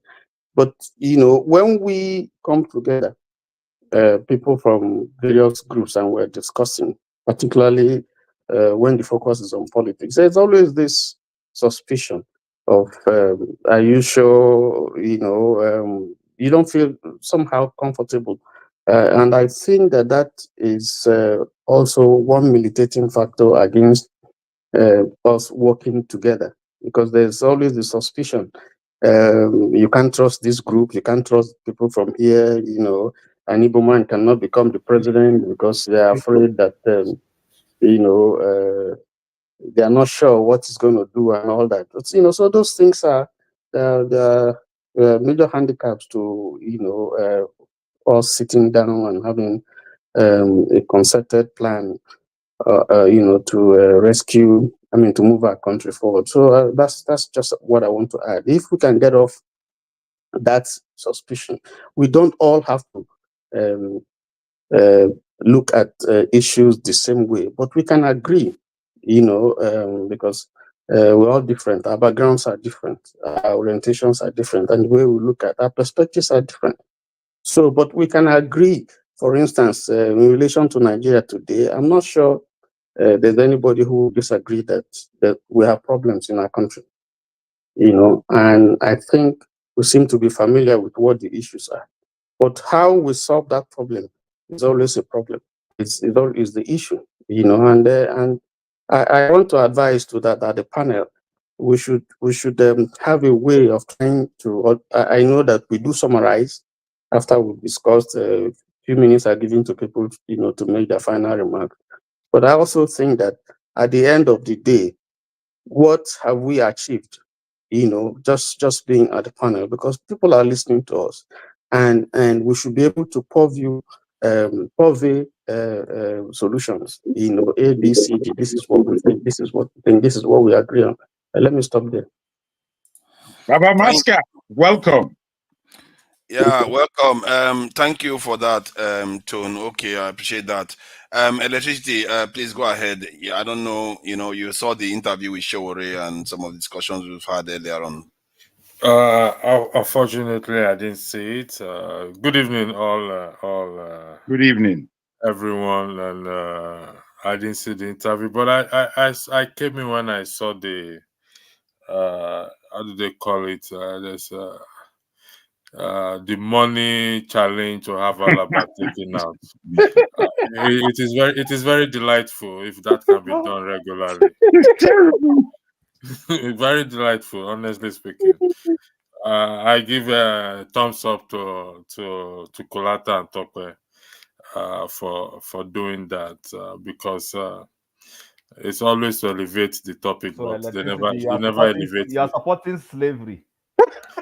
What is slavery there? What's the slavery there? That's how they sold you into slavery now. That they came and gave your chief money and they took you and sold you. That's what just What is happened it? now. No, listen, the man, he always said they should elevate the topic, but he has never elevated it to anywhere. Oh my goodness. So it's a that's a bit maybe harsh. I think that's quite harsh. Yeah, they can pay to bring him back now. Yeah, I think I just said it as a joke. I said it as a joke and you just put money there. So if you want to pay to bring him back, bring $30. No, forefather. Why will you say $30? Leave it at £100. Are you sorry? What do you mean $30? If you want to bring it back, you bring £100 to the table. That is the minimum.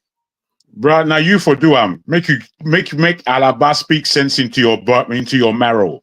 What sense does it have? A man that possesses. It has a lot of sense. A man that claims to possess all the knowledge in the whole world. Put money, so you remove your glasses or they remove you. I'm immovable, Omo.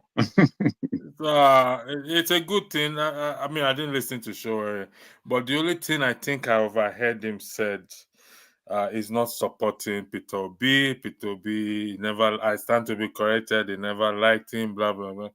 You see, one thing about patriotism is you don't have to like the person. That's just one thing about him. You don't have to like the person. However, if the cause the person is pursuing is for good, then I think all you need to do is to support and enjoin the person.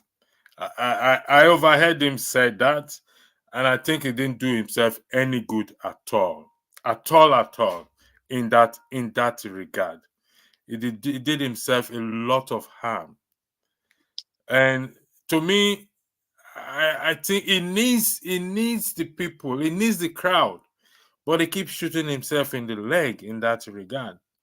If you're a patriotic person, if your care is for the good of the country, I may have my reservation about Peter Obi, but for crying out loud, I think if he has joined forces with him, particularly as a result of the outcome of that election, if he has applied his revolutionary spirit along with it, I think the country will be, if the obedience sees that he comes in to challenge the power that be, honestly speaking, on the long run, it will have them behind his back. He needs a crowd. That's what he fails to understand. Like I said, I wasn't particularly interested in what he said, but I hope he will go back and listen to it, and probably if he can retract it, he's gonna retract it. But I don't think he will, given to his kind of his nature. But that statement alone, honestly speaking, he ain't gonna get the crowd. And how will he think is the best person to run the country? It's not possible. How will a man think is the best person to run the country? No, there are other people as well too. So for this, I'm just kind of, I don't know. I hope it's I don't know, to be honest. I'm confused. I yield the floor back. Thank you. Thank you. I appreciate that. People are now asking for Jangun's seat too. I think this thing should not get out of control. People, KJ stops that shit. This should not get out of control. I think we have to restrict it to a This specific thing you have show. introduced is not Yes, good, though. it's getting out of control. Nigerians are wicked people. Forefather is not getting no, Forefather. I think you are missing the point. It's not getting out of control. It's a good thing. It's a good thing. I think they should not get used to it. It has to be restricted to a specific show, maybe Sunday evenings or something like that. It can't be. People have to have their say now. It's not to everybody. It's to Alaba particularly. It's not. They're asking for Jagun now. Well, if they ask you to remove Jagun, then they must give basis for it. It's not. I don't think. No, it will be a waste of money. Me, law anywhere. I'm not going anywhere. I was surprised. Forefather will not remove you anyway because it's, at a point I thought you'd be quiet. Nobody will let Pastor speak at that age. If we have them of system, Pastor would not be allowed to say anything. They will just keep paying when they are kicking him out. So fact, I think Forefather, today is the best day on this panel. I'm so excited. Please coming. Jagun, if he doesn't remove his glasses, put money on it, let him go. You're funny. We have to be careful about this because people have to be able to have their say. I don't know what I went and started. So who is next? I think if not now, please go ahead. Okay, Papa, let's do it this way. How much do you need to take Jagun out? Hey, Are you ready to take one? one? What is the bidding amount? What is the bidding amount? Jago, are you willing to take one for the team? I'm not taking anything for anybody. You know what? Let's leave it. I'm not gonna. What is the bidding amount? Listen, fair is fair. You did it towards Alaba, so you should be fair towards. So you have fair. I beg. What you should do, electricity, is put down £100 and try and fuck off. How about that? No, that's not the point. The point is that the point. That's how to go. What is the highest bid? What are you putting down? What's the money you are putting down to have Jagun removed? Jagun is not okay. To be fair, I'm not willing. I have to be fair to Alaba because Alaba is not willing to. Yes. So $50. It's okay, $50. Now the floor is open to the highest bidder. As Chim said, you are bartering over me like I'm on a slave pit. Please don't do it. No, it's not. You're not slave. It's just it's a kind of pantomime, really. It's just a pantomime to just. Let it be a pantomime, but let's move on and take this thing seriously, Joe. Then you have to bring Alaba back. Then, if that's the case, Who should you bring him back? No, nobody has given $50, so it's fine. He can stay. So let's leave it at that. Okay. We're looking for somebody who's going to give $50. Forefathers. Yes, if not now. I think whatever is let's not create a precedence that we cannot sustain. Yeah. There's what they call housekeeping rules. When you were starting this show and you said that as a way of raising money, that you can use this amount of money, maybe say $50, $20 to keep somebody at the backstage for like 20 minutes or 30 minutes or 1 hour, so that the same yardstick will apply to everybody. You understand? So I actually thought it was a joke when this thing started, but I thought it was too. I don't know, but I think Alaba is not going to be happy with the way he was treated. I mean, I could go along and enjoy the fun, but I don't think it's the right thing to do. I've spoken to him backstage. He hasn't replied though. Alaba checked the message backstage. So yeah, because I tried to let him understand that he's taking one for the team, and because Nigerians, I don't know, when they ask people to put money for the Dr. Damage, you don't put, but for Alaba, no, I'm not against using such thing to raise money, but I just want to let there be a fair system. Let it be fair. Yes, I think if we're going to be doing it, it's going to be time-based. Yeah, you see, Alaba is saying, don't worry. Nice one. Well done, Alaba. You see, that's how it's supposed to be, in good spirit. This is just a way of raising money. Dr. Damages is doing a lot of work to, get us here and have this type of conversation, rich conversations. Yeah. And so, yeah, I think next time when I finish talking, somebody can use $100 and take me out. Yeah, nobody wants you out now. Got out of bad belly and I'm volunteering myself also. Somebody can use $300 to take me out. Look at that. $300, please take People me out. people are now throwing themselves on No, the top I of the think you wallet. guys are missing the point here. They have turned Dr. Damage's show into a den of thieves. Look at them. Battering anyhow. Oh my Terrible. God. Hey, $50. Yeah, come on, take Jaguar out. my brother, take it easy now. Take Jaguar, take Jaguar. Go $50. Jago, it's been long knowing you, Jago. Take Jaguar out. So Jago is out too. Wow. Nigerians are wicked. This is what it is. Pay money. I want to say this. When you come in and insult people, and somebody, the audience don't agree with you, and they decide to put money on your head, it's not our calling. It's not anybody who have said they should do that. Okay, you can't come to this panel that you are giving you an opportunity to speak to Nigerians, and all you can say is just insult everybody just because they don't agree with your view. It doesn't make sense. You don't have monopoly of knowledge. What are you saying? While I agree with you, I don't think we need to go this route we're going. Okay, hold on, Jim, let me explain. I'm not so sure about this. Come in, sir. Even if I was a student under you and you're my professor, and eventually I decide to do a PhD supervised by you, and I get to the point of being a professor, you don't look at my submission as being inferior, even though you were my professor. Sorry, forefathers. Let me land. I'll give you an opportunity. No, please. I don't think it would be fair to no. It's unfair to allow you land. It would be unfair to allow you land. It would be unfair, seriously. Masker, please allow him land there so I to be No, it's not fair to allow KJ land because what he's doing actually is not okay. Are you suggesting now, forefathers, that you allowed, you kicked out Jago because he was insulting people? Is that what you're saying? No. I think that's what that's exactly what he's saying it in his own way. That's how he's saying it. That is why somebody has paid for to bring Jago. Jago is beloved. He's beloved. You see, Jago is beloved.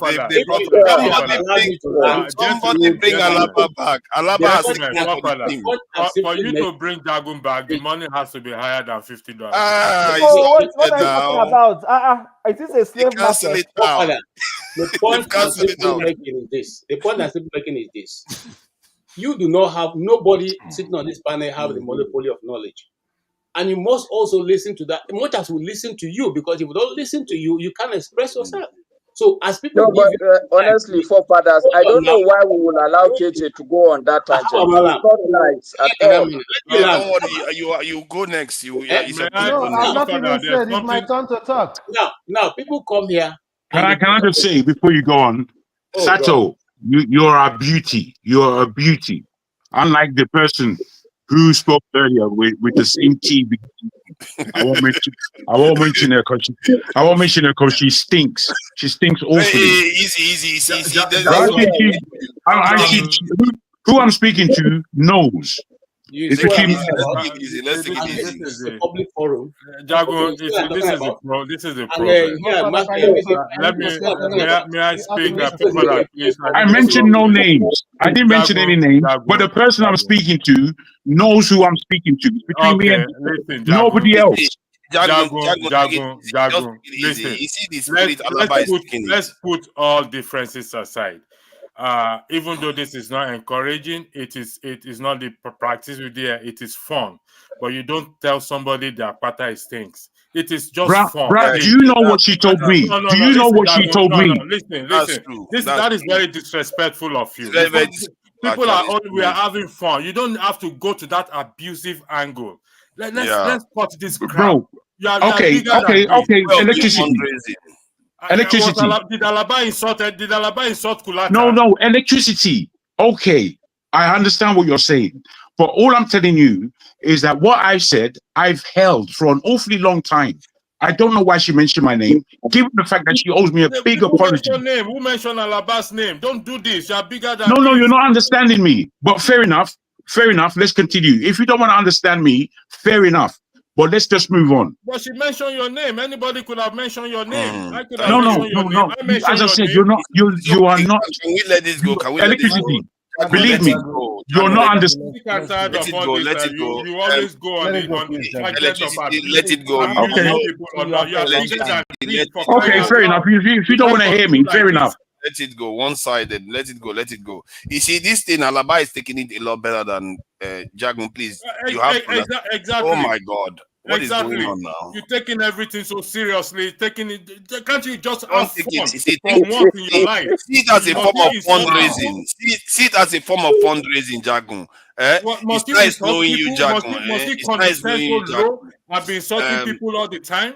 Can somebody bring Alaba back? Alaba is a good guy. He's been taking this very I well. don't understand. I really He's don't taking it in get. good I don't spirit. get it. Why we have to condescend so low and be insult? If we don't want No, to do but this, we're having electricity, fun. You have it's to insult okay people. now. It's okay. No, I'm sick and tired of Jagun. To be honest, he will Thank always you. Thank insult you. somebody. Yeah, electricity. Let's take it, leave it at that. See, I think somebody said something that we can do this as a kind of fun thing where we have a discussion and do fundraising now and again. But we shouldn't get used to this because, in a way, you'll be curtailing people's this is speech, and they might become a little bit worried about saying stuff that will offend the people in the chat. That's not cool. You see that? So let's just do this. No, forefathers, I think I'm putting up myself, but I should do more than 200, 500 for anybody who wants to kick me out, please. Oh my God. This is out of control. Look at what this one is saying. Okay, let's leave it at that. Baska, thank you for joining us. I say my own is 100. Can somebody bring Alaba back? This is wicked now. Alaba is been very nice. I don't know what they did. Alaba is taking it very well backstage. I don't think he deserves to be there, really. But it's all right. This is But how much is it to bring Alaba back? No, but $20. Tone, the 40 minutes. please, can you loan me $20 and bring Alaba back? I promise to pay you back. They're trying to get Alaba back. So yeah, you can go ahead. You can talk about Sowore and whatever is going on. Okay. I listened to him.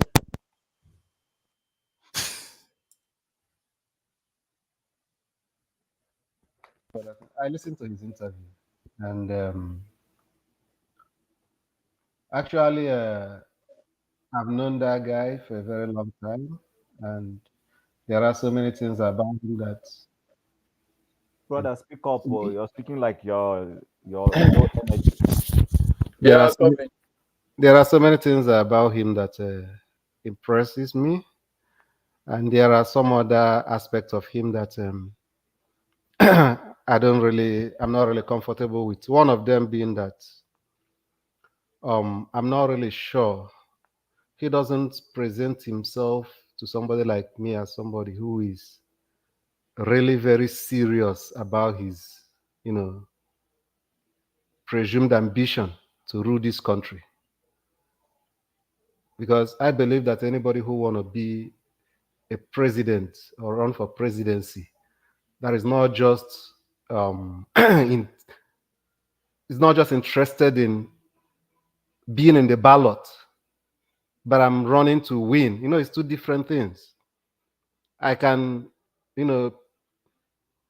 pick up any party that is not really that popular and buy their tickets, and it will be on record that I'm contesting for presidency.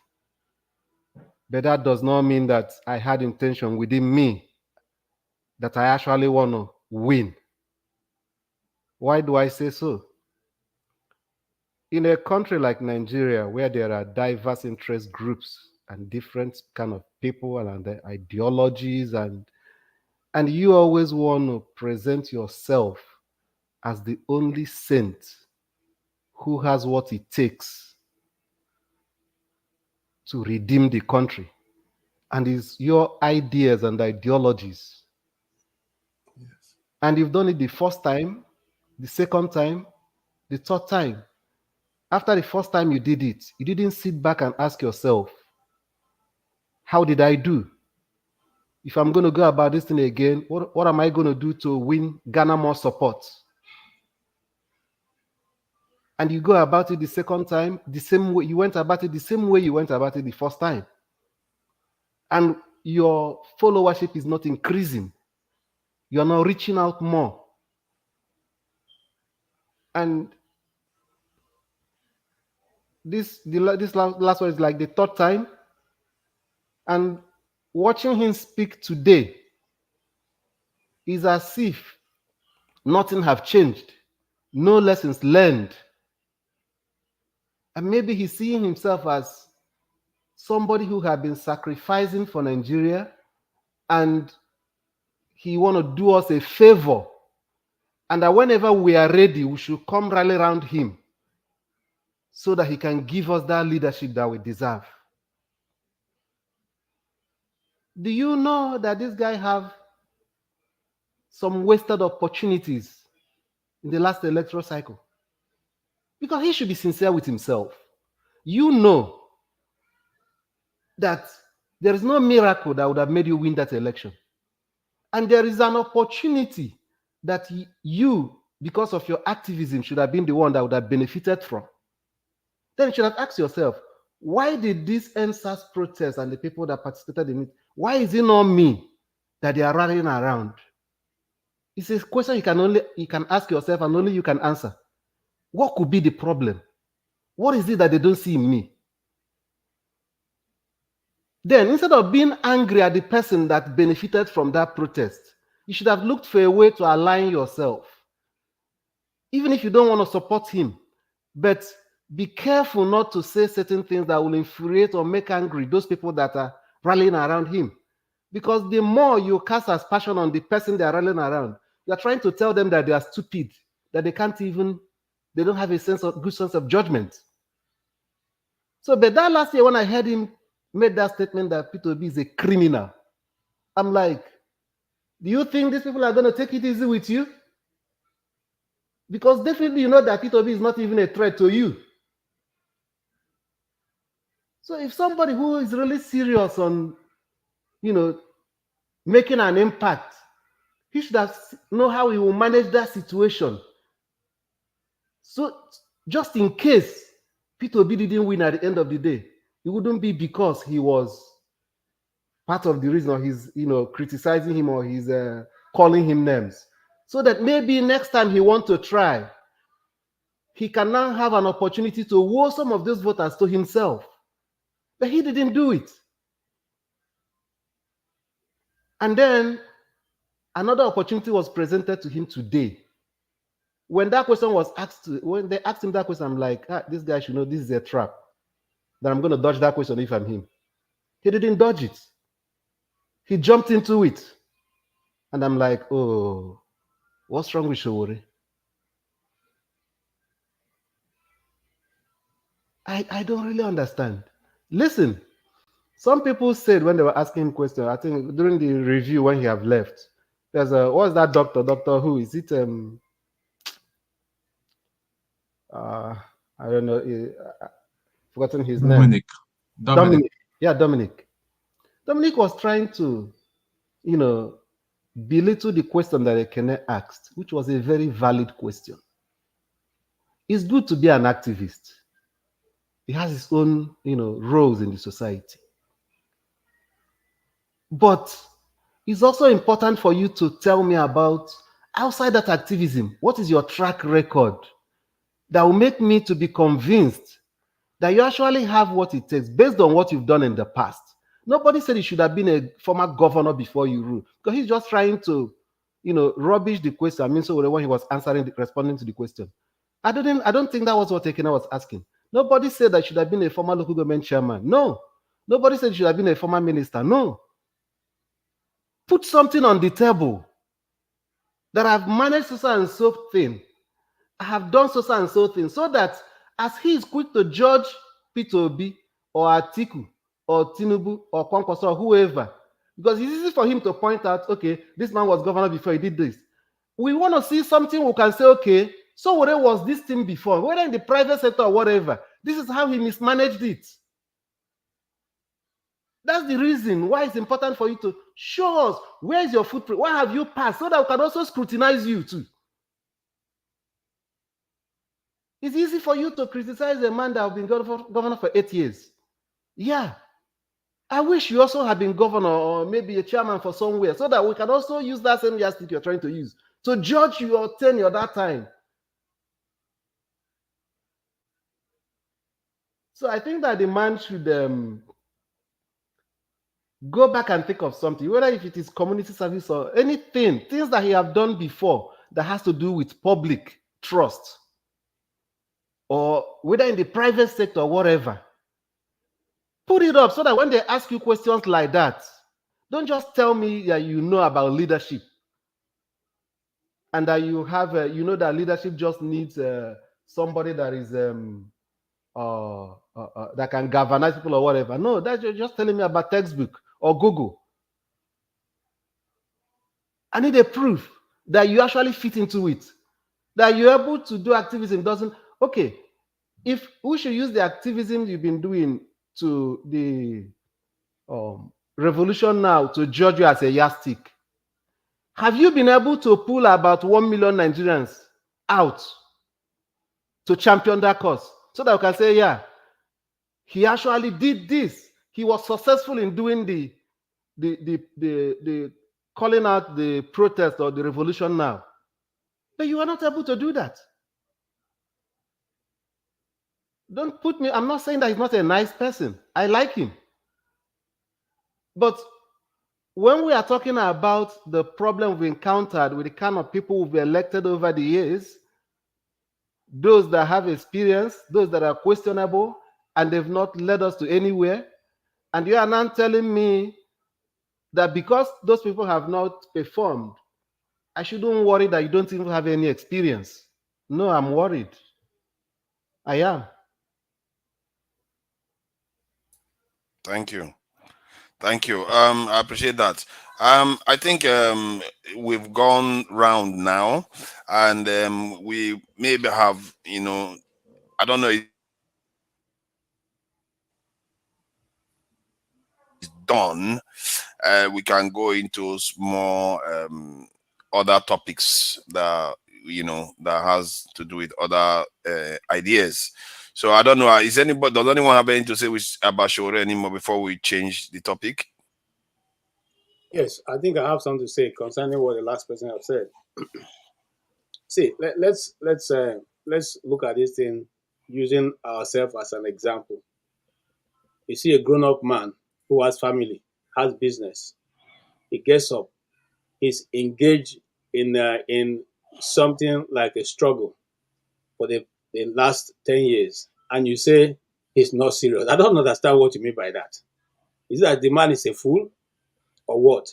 The style the man is using may not align with your own style. You should accept that.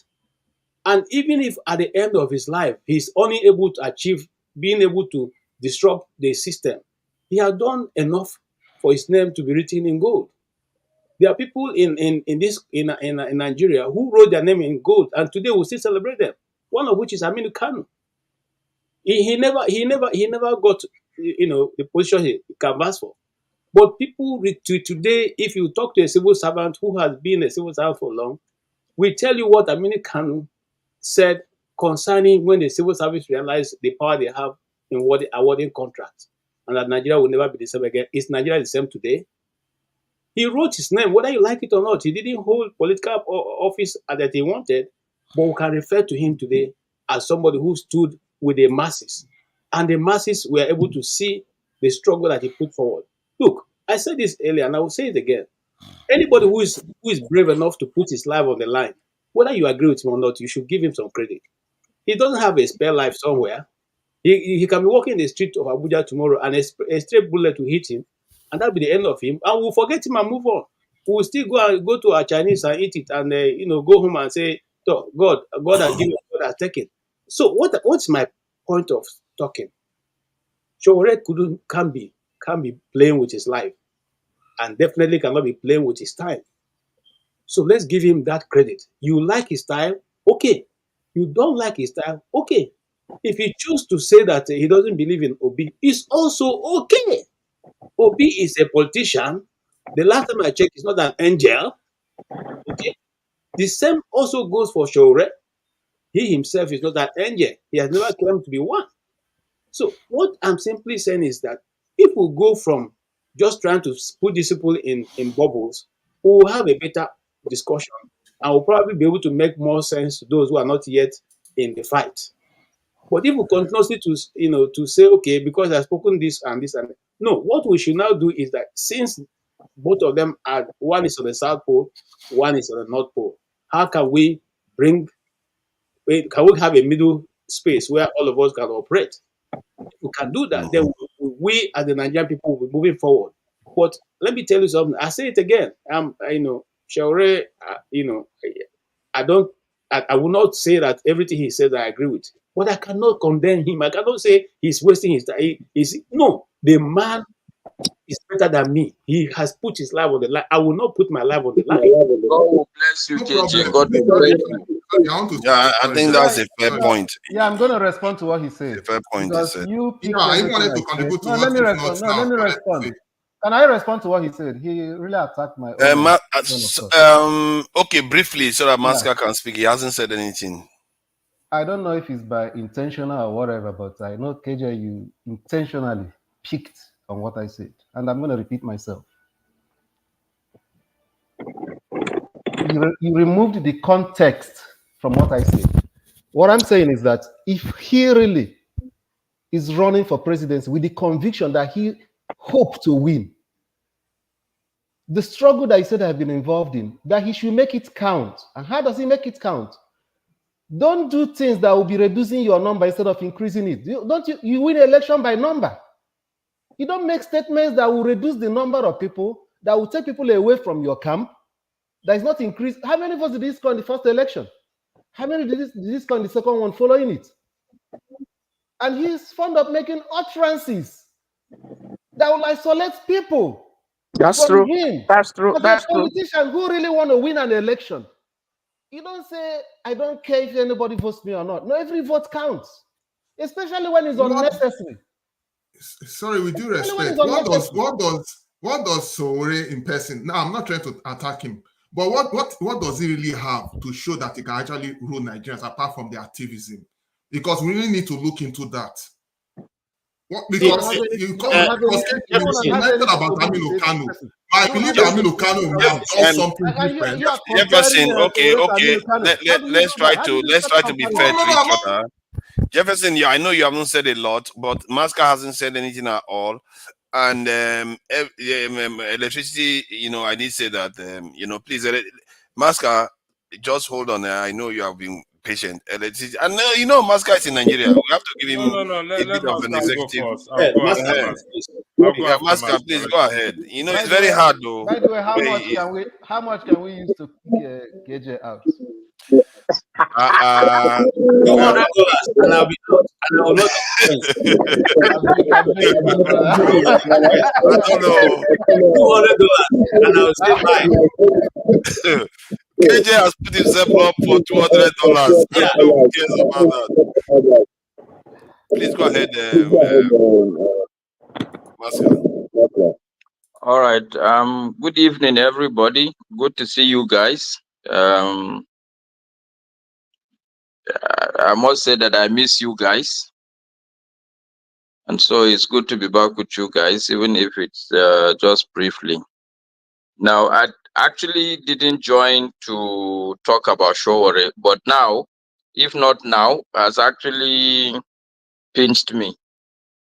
I would have to talk about Sowore, but essentially I just come to pay homage to people like Jim, Toad, KJ, Electricity, and even if not now, and to tell forefathers that, look, he's doing a great job.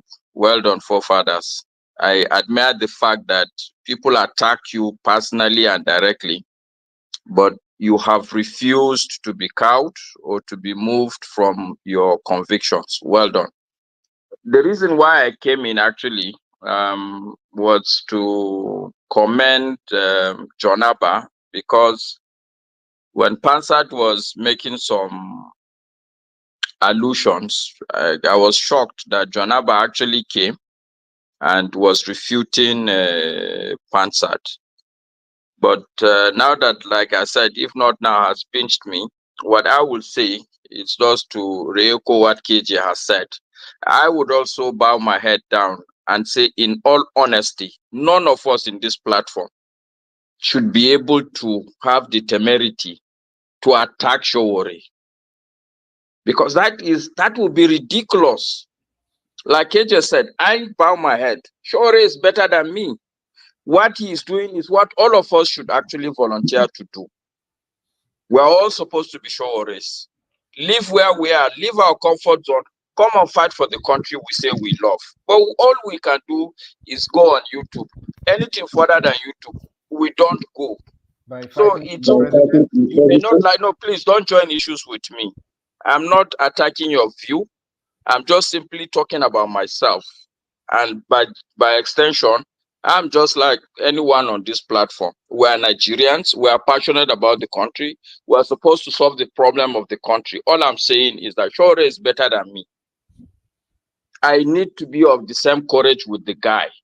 I need to be at the same level of sacrifice with that guy. But unfortunately, I am not at that level. I must acknowledge that. That's all I'm saying. And that anybody who is not different from me, who is a Nigerian, who is passionate about the country and lacks the courage, lacks the capacity to make the sacrifice and be like Sowore, should absolutely not have the temerity to be insulting his person and be judging his method or even his speeches. When you are there out there and you have more votes than Sowore, then you can begin to lecture people on how Sowore should go about it. For Sowore, I think I will stop there. And unfortunately, you people have kicked Jagun out. But I wanted to also tell Jagun that he is attacking other people or being tribalistic. But I can see that he's gradually turning into a tribal person also. I rest my case there. Thank you. I appreciate it. I think who wants to respond? I think. There's an echo coming back. KJ, can you mute, please? It's not me. Electricity, speak, please. All right. Yes. I'm a little bit confused here. Those of you that say Sowore is better than you guys, certainly is not better than me. Just because he's an activist, or just because he lays his life, this and that. We're talking about patriotism. We all, in one way or the other, in our own ways, are patriotic to the country. And some are not patriotic to the country. He volunteered himself. Nobody forced him. Yes, we should not attack somebody's person. But KJ, you are a journalist, for crying out loud. And you know what matters a lot. Some people are coached on what to say. They even tell them when they say something wrong, come back and retract it. Government officials, president, they said because this doesn't sit well, it's not going to get you the vote, or it's not going to get you the support that you need. So it matters a lot. So as a journalist, some people, they have speech writers who write speech for them. They say, no, this thing you are writing, if you say it to the crowd will stone you to death. No, we have to, and it goes through the fine thin line. It needs the numbers. And for crying out loud, any utterances that doesn't sit well, he ain't going to gain the numbers. Politics is about numbers. God bless you. It is about numbers. So those of you who say Sowore is better than you, congratulations. He's not better than me because he has his own quality. I have my own quality. And if he claims to be patriotic, for crying out loud, this is about country, not about Peter Obi, not about what's his name, Atiku, not about Tinubu, it's about the country. If he cares so much about the country, he has opportunity when the election was cancelled to come out and galvanize people. And whether he likes Peter Obi or he doesn't like Peter Obi, that is irrelevant. So I don't understand when we say he make a comment. That is the public will judge what he says. We'll scrutinize even on this platform. When we say things, all of us were, I was attacking Jagun for what he said. Jagun could be an activist. It could be the president. And I'll tell him this thing is wrong for the president to say. So it's about the country, not about Sowore. Let's get that clear now. It is about the country. That is what we don't understand. We don't get. It's about the country. I said it. I had what was his name here? One of the guy contesting for the governorship candidate in Ondo State. I had him here, and I said to him, "You guys need the numbers. If you continue in this, you will not get the numbers, and you ain't going to get to where it's going to get." In politics, people compromise that. Not necessarily that they compromise their principles, but at least they compromise certain things to get there. If it truly, I state this categorically for the record, if he truly cares about the country, he won't go about saying, "Oh, I don't like P2B, I don't like this and that." There's some comment he cannot make in public. As a public figure, as somebody that wants to be president, he can't afford to do that. And those who are advising him or applauding him that they can say whatever he wants to say, well, good luck to them. Long may he live. Hope he will see that Aso Rock one day. But I guarantee you, if he continue this way, he will never smell the gate of Aso Rock. I yield the floor. Thank you. That's quite a passionate position. I think answer him because Alaba, come back. We'll give you a lot of time to speak. So I think we belong to the same class, and I think we show class and not be responding back. It's okay for people to disagree. Yes, yeah, that's true. And I said what I said. You guys equating it to me attacking his person. I'm not attacking his person. I'm talking about his style. Yeah, thank you. Chim wants to say something. Let Chim make a quick interjection. Go ahead. Let Alaba speak. I'll speak after him. Yeah, okay, Alaba, welcome back from the wilderness. You know. Okay. Thank you, guys. Hold on now. Let me welcome you. Alaba took it in very good spirit. People have to see, take it, respect him for that. And all these enemies of progress, you know, they shall not progress. Sorry, Alaba, please welcome. I'm glad to be back. I only came back because we were able to. Who wanted to go backstage? From the chat. Sorry, who wanted to go backstage? Me. Oh yeah, all right. Let me do that now. All right, perfect. Thank you. Yeah, like I was saying, I only came back because we were successfully able to remove the mask-wearing brainless Kulata from the chat. That was my primary objective. Anyway, I want to address the serious issues that has been raised here by, if not now, Masca and electricity. And of course, the rest of the panel. Maybe it's just me, but I don't know whether we are all viewing this Nigerian problem the same way. Obviously, we are not. So therefore, our reaction to how things come out is totally different, understandable. Now, for me, the Sowore, Masca is right. Sowore is more of an hero than any of us here, irrespective of our disagreement on that. He's at the battlefront, he's there battling. He's a hero and more courageous than any of us here. You have to give him that prop, irrespective of your disagreement with his politics. Now, let's now talk about his politics. Even I, sitting behind the screen, the only thing I disagree, I believe we need a revolution. The country is so bad and rotten, we need a total U-turn from what we have known before. We need a revolution of the mind. Now, if a bloody revolution happens, all the best. But if it doesn't happen, we definitely need a revolution of the mind. We need what Christians call Nigeria needs to be reborn, born again. We need what the Yorubas call Toba Bini, Amantureni Bini. They've given birth to Nigeria, but Nigeria has to rebirth itself. You born yourself again. And we are not there. And Sowore is right when he says Obi is part of the establishment. The establishment made Obi. Yes, he's a millionaire. Yes, he's incorruptible. But yet he's a child of that establishment. And he rightly so, he himself acknowledges, he calls everyone in the establishment my elder brother. my uncle. It's not a sign of respect. It's a sign of deference and loyalty to what made him. And this is where Obi lacks spine, because Obi cannot bite the hands that feed him. I know you, all obedient, and those who love Obi so dearly believe Obi can deliver us even if he wins. But that's the misnomer that the future will tell us. But let's leave that. Now, in terms of strategy, personally, I feel Obi has failed. I feel Sowore has failed, because they engage in this battle strategically to see who drives the bus, but the engine and the tires of the bus are gone. Keep it. Keep it. The tires of the bus are gone. You understand? So, if that is the case, and they all truly love Nigeria, then their strategy would be different.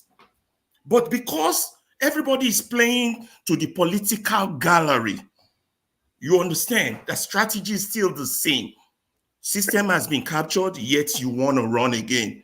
You're looking for the right political party. Even your party with which you come under doesn't even have the right philosophical ideology. I'm talking of the OBs now. The same thing, Sowore, the party you're coming across does not also have the right philosophical ideology. Yeah, you might be socialist and anti-corruption in your party ideology, but the people that follows you within that party don't necessarily share that view. So you have not raised an army of followers for what you want. And then both of you are now presenting yourself to Nigerians. Yes, Nigerians, in our blissful ignorance, we accept anything that's presented to us. And that is why we are clogged and the wheel is not working. We keep doing the same thing over and over and over again, and we are getting the same result. So let those who are in support of Obi not be so critical of Sowore, because they themselves have failed. Let me tell you one thing I always ask myself, and I know all of you here. You've all here so concerned about Nigeria. You come here, you talk, you do this. There's a position you stand, that's why you come here, that says Nigeria is not going the right direction. Has anybody ever contacted you and say, come and join us? We believe what you believe. This is what the likes of Obi should be doing, or the likes of Sowore should be doing. Mobilization. You understand?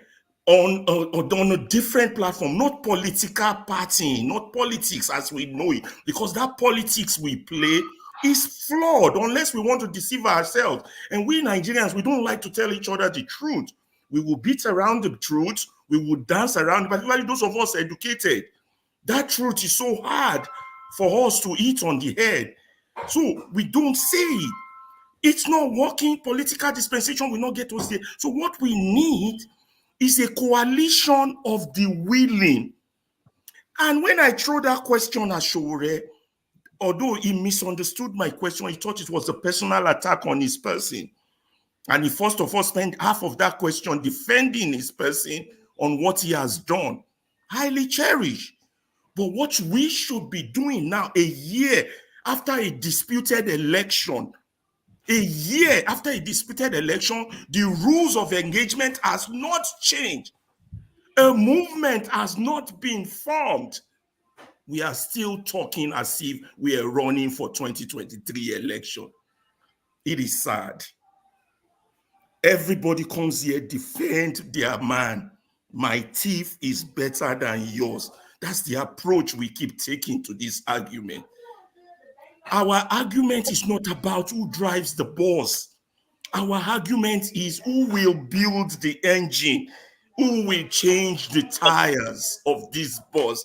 Because as long as the engine and the tires are gone, that bus called Nigeria is not going anywhere. And we know it. We feel it. People are calling us from home. The price of their livelihood is going up. But we all want to continue to deceive ourselves. So if the likes of Obi and Sowore, who are at the battlefront of the fight, don't know this, then we are in trouble.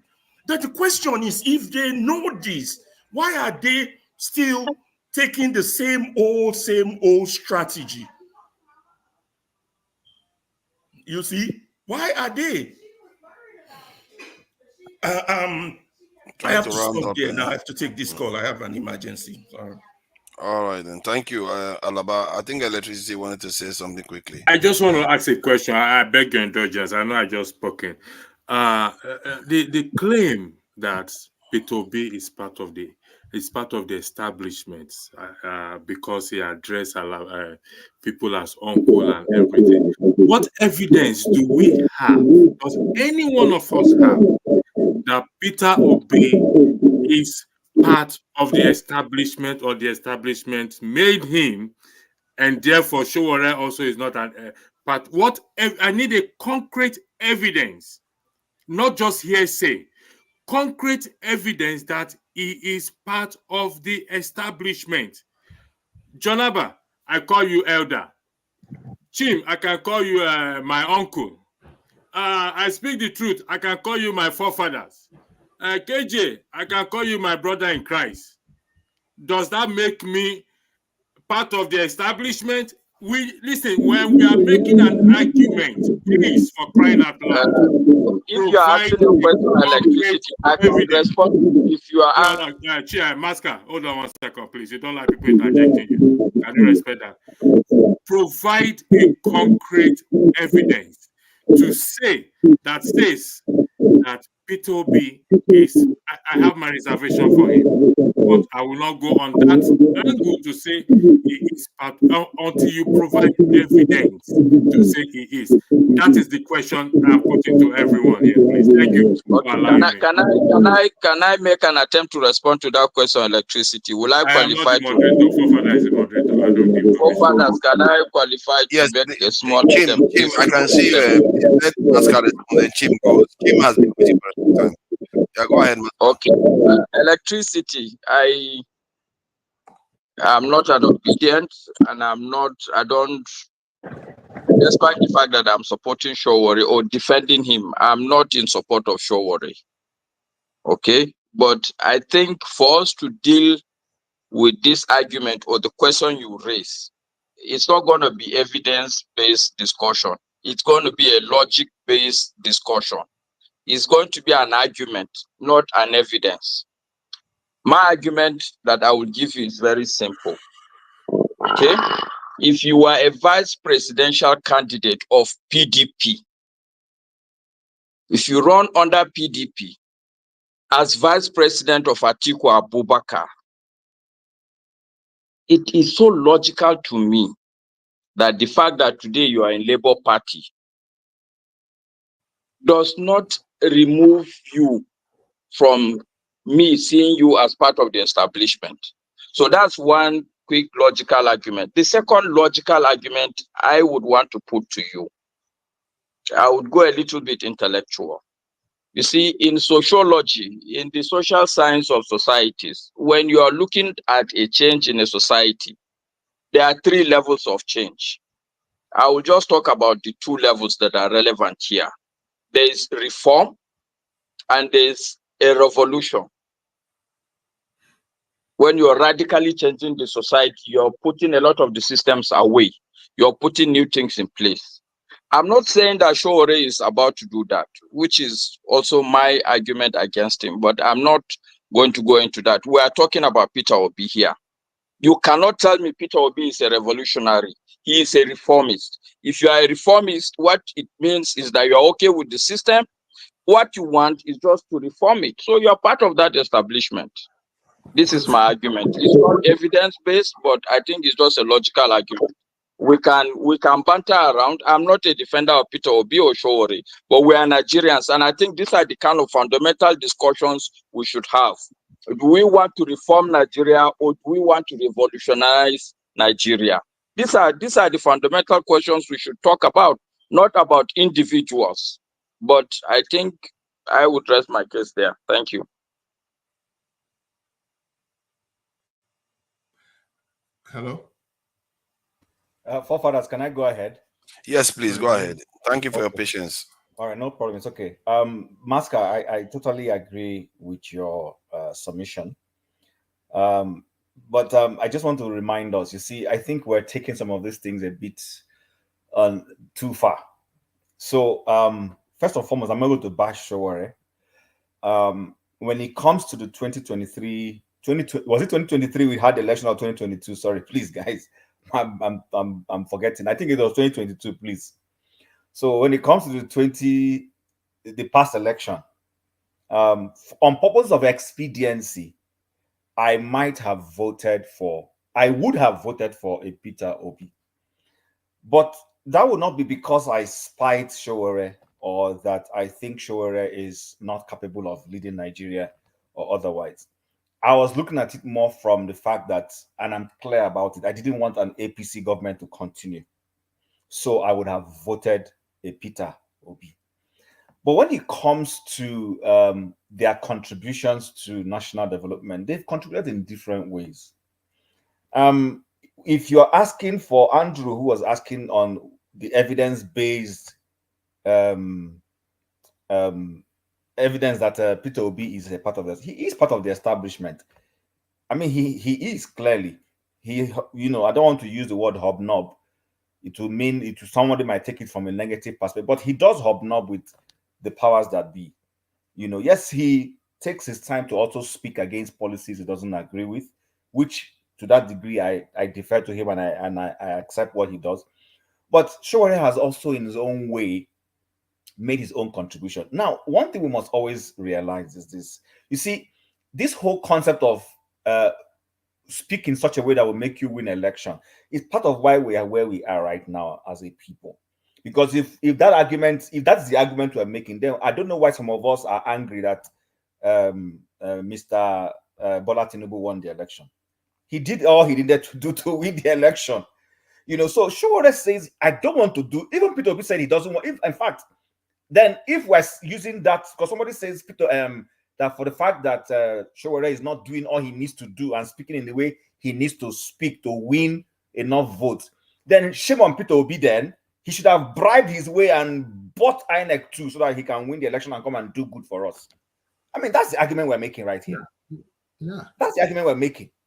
Yeah. But I do know that we're supposed to be morally sound people, that we're not looking for somebody who will do all that he needs to do, that is even including doing what is wrong just to win office. No, that's not what we want. We want somebody who, his moral compass is consistent, and it behoves you and I as a electorate to be able to sit down and say, you know what, this guy's compass is consistent. And because of this compass that is consistent, this is the person I think should lead us. That is actually where the Nigerian electorate has been failing for many years. Because, we always say, oh, why is it not? I have my own views on where I think he should have aligned. I'm not saying I'm totally guilty of that. But I will give Sowore his flowers. I might not have agreed. I've bashed him here on some of the things he said about Peter Obi. But that being said, I can't take away the fact that he has chosen the pathway he wants to run. See, I mean, I followed Brazil's politics before the current president, who had been president before. When he was trying to run for office many years ago, and he wasn't winning, is this argument we're making. But the man stuck his grounds, stayed the course as a welfarist/socialist, and eventually Brazilians began to see the benefit of having him as their president, and they voted him, and he became president for 8 years the previous time before he left, and came back the second time that he has come back. So I don't think it's fair to say that Sowore is either unpatriotic because he has chosen not to hobnob with what we refer to as the political elites, in quotes, just so that he can, galvanize and get support or whatever it is the way we seem to see it. I don't think that's fair to accuse him of. He is playing his own role. He might never be president, but perhaps his role, his advocacy, his alertness might help in one way or the other down the line to get us to the kind of society that we're looking for. Many people are not going to be president. There's a lady running for office in America. She's not even going to get a quarter of anything the two leading candidates will get. But she's making, there are people who are going to say, I mean, I watched a video where some people say they will not vote for either Trump or Harris. They will vote for Jill Stein or whatever her name is. That's politics. You understand? And the woman is not going to change her stand just because she wants to appeal to everybody. So it behoves those who believe that, you know what, looking at the moral compass you believe in, that perhaps Sowore represents enough of that to be able to give them your vote. And if you think otherwise, and you think it's Peter Obi or you think it's Bola Tinubu, fair enough. I don't have a problem with that. Go ahead. My only problem in the whole Nigerian issue is this stealing of election. Anybody who has listened to me enough knows that this is just the only thing I don't like. Stop stealing election. Let people's vote count. If anybody says they want to vote for Tinubu and Tinubu gains enough moral votes that are not tainted, beautiful. I don't have a problem with him. If it is Peter Obi, if it is Atiku, or if it is Sowore, fair enough. That's where I stand. But to question the man's contribution to national development, I think is not fair. And just by the way, before I end, there's the news about, I don't know how true it is, that our chief of army staff has spy. Okay. There's forth and back on it. So anybody who has the correct information, please let us know. Thanks. Thank you for that. Thank you for that. Jefferson has been immensely patient. A lot of people have been very patient. You know, they want Tone, okay, Tony, okay, I see you there. And KJ hasn't said anything for a long time too. Tone too, the same. And Jonaba just joined us. So Jefferson, you know, this is a case of purist versus people that want to collaborate, revolutionary person versus reformists. So I don't know what you make of it, but please go ahead. All right. So first of all, I want to thank the views of Chim, Ferreira, and Masca, and most especially, if not now, I mean, for bringing out the perspective of all these things. Because at the end of the day, what we actually want is a way forward. You know, you cannot rule out the fact. I mean, the two candidates, it's so obvious they have their own line of thought. You know, so I'm not going to really. I'm not going to really go into that, but definitely you need a platform. You definitely need a platform to start somewhere, you know. So looking at Sowore, yes, he has a platform, he's an activist, but definitely if he's going to be the one that will take us to the next level, we need to see more substance from him, apart from the activism, on what he can do to move the country forward, because that is very, very important. Because you definitely need a product. You never need a product to sell for Nigerians to see that, oh, if this guy can be able to implement it on the national level, he will take us to where we are going.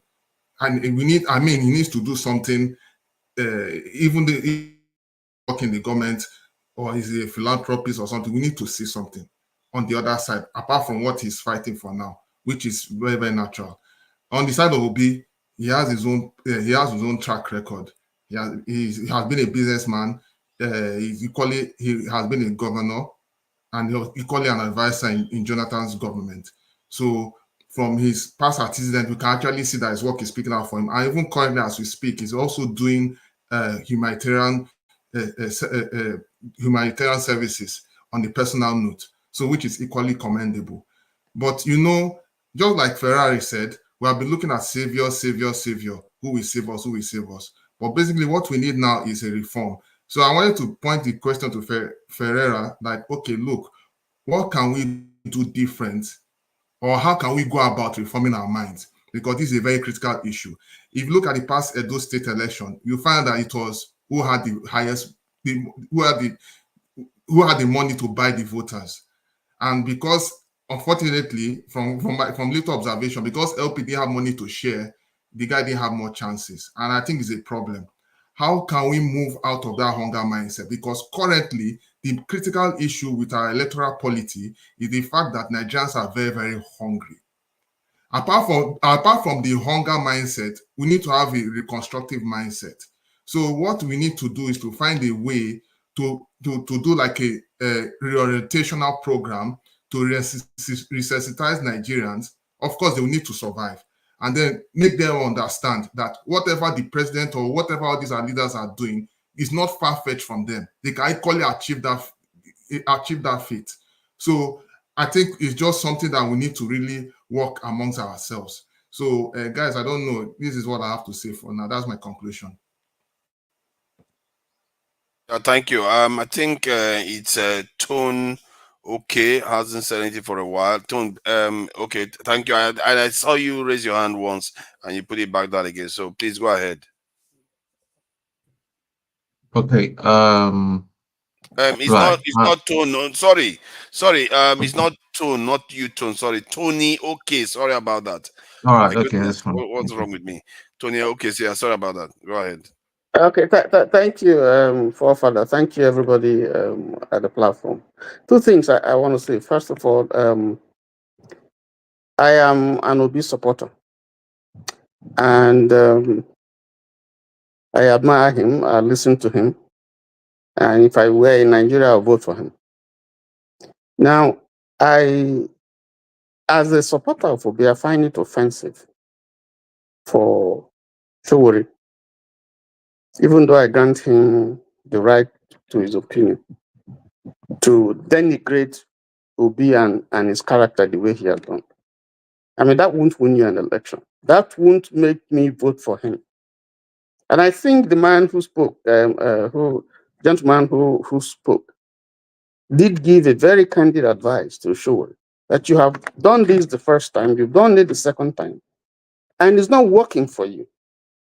So if you want something to work for you, if you want Nigerians to support you, it's important that your language, that you guide your language. I mean, you can say what you want to say without, going to the extent of trying to denigrate somebody as a way of winning an election. It will not work. So because two cannot work together except they agree. So, and then the second thing I want to comment on is when you say Obi is part of the system. Yes, he was the governor. Yes, he was an advisor to Jonathan. Yes, he was vice president to Atiku. But you see, I'm not sure we're reading Obi correctly, because he came first of all challenging the system. He went into ABGA. ABGA had no governor, no senator, nothing. Nothing. They had absolutely no one. And they told him it was impossible. There was no way he was going to win. He ran that election. He contested that election and he won. And even went to show that he's not part, the system resisted him and they impeached him twice. No, you can't be part of the system and people are impeaching you. And he went to court and he won. And then when he became we don't need to go to his personal life as a business person, because he demonstrates a man whose moral standards, whose lifestyle, points a particular direction that leadership is lacking today in Nigeria. But if you look at when he was advisor to Jonathan, Dr.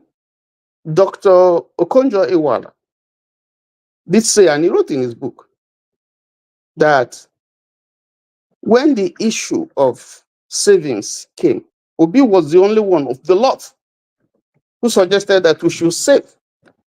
I'm talking about the Sovereign Wealth Fund. The only one.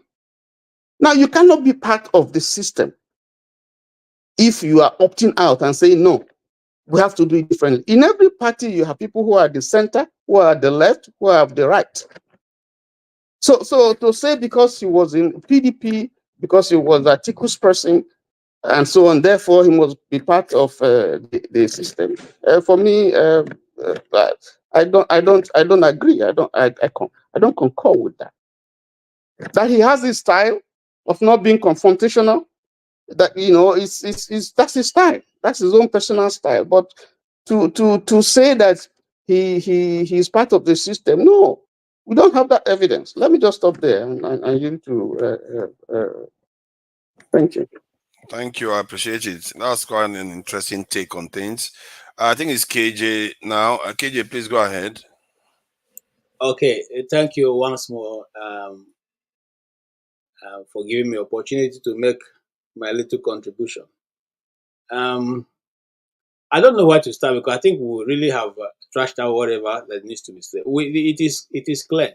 You can be an Obi supporter and believe in what Obi is preaching. You can be a Sowore supporter and believe in what Sowore is speaking, is teaching or preaching. But I want to make it clear here that Sowore, people like Sowore, if I understand his character correctly, they don't mind if at the end of the day they don't become the president of Nigeria, as long as they've been able to create some mileage among some people who can afford to be different. This is who I think he is. And there have been politicians like that who have lived in Nigeria and ran their race, and today they are no more with us, but we still refer to them. And I've called one person there in this group. If you come to Benue, where I grew, there was a man called Paul Nongu. He was never in the popular alignment. He stood in his own grounds. He was the first minister that I know growing up that resigned from the position as a minister because he refused to accept the policies of the. So when we speak, let us also know that, oh, come on, somebody's mic is on, is echoing. Now, let us also know that people who have lived and they have believed in the struggle they put forward, it never materialized to a national level. But today, history refers to them as having done their part.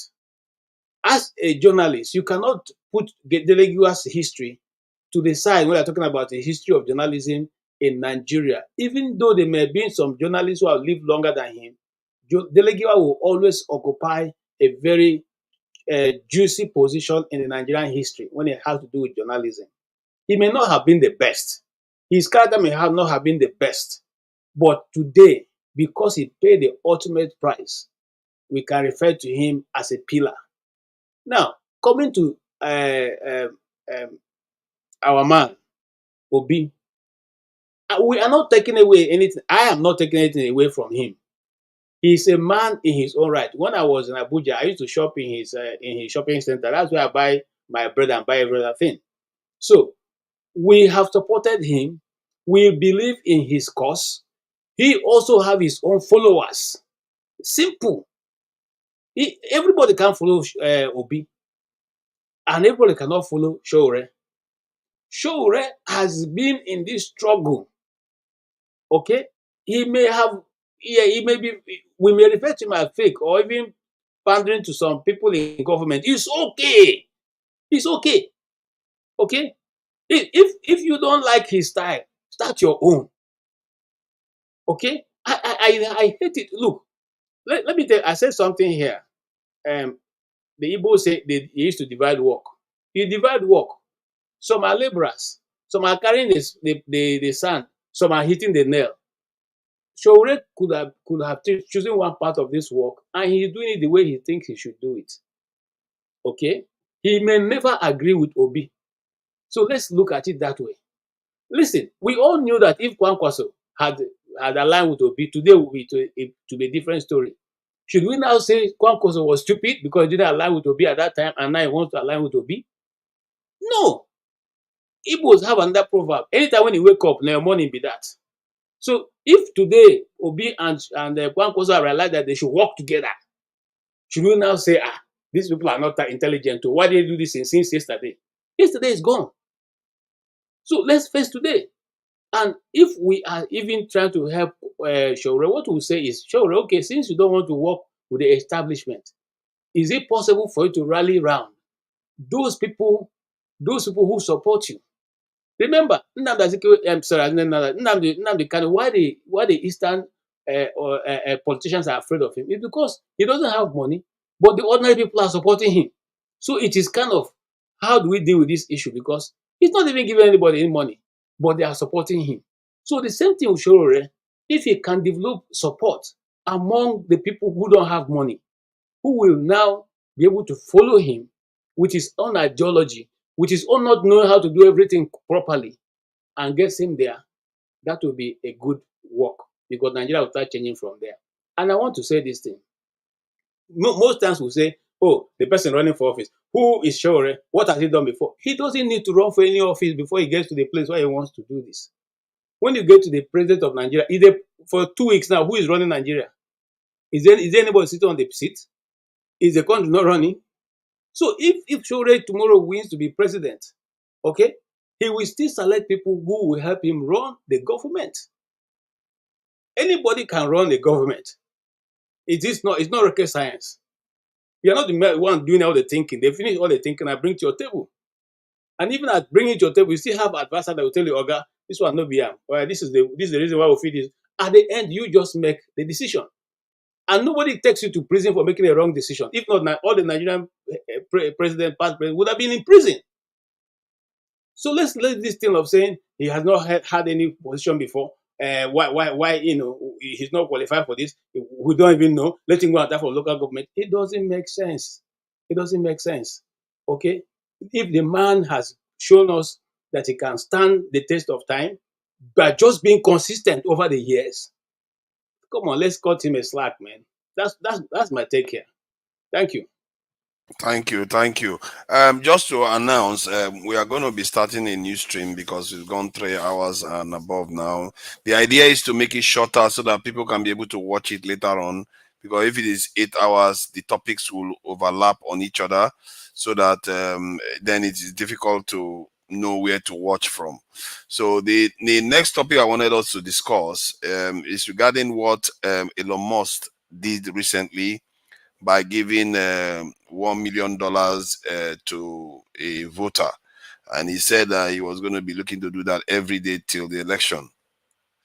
Then he brings up the question that I remember I've stated here before, that in a capitalist system, people that have money technically have already rigged the election against people that don't.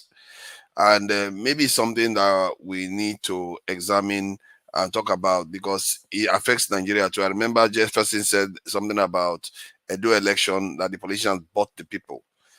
The same thing technically is happening in America now, where they are using money. $1 billion the Democrats raised. It's unbelievable. That money is a lot of money for just election, for one side alone.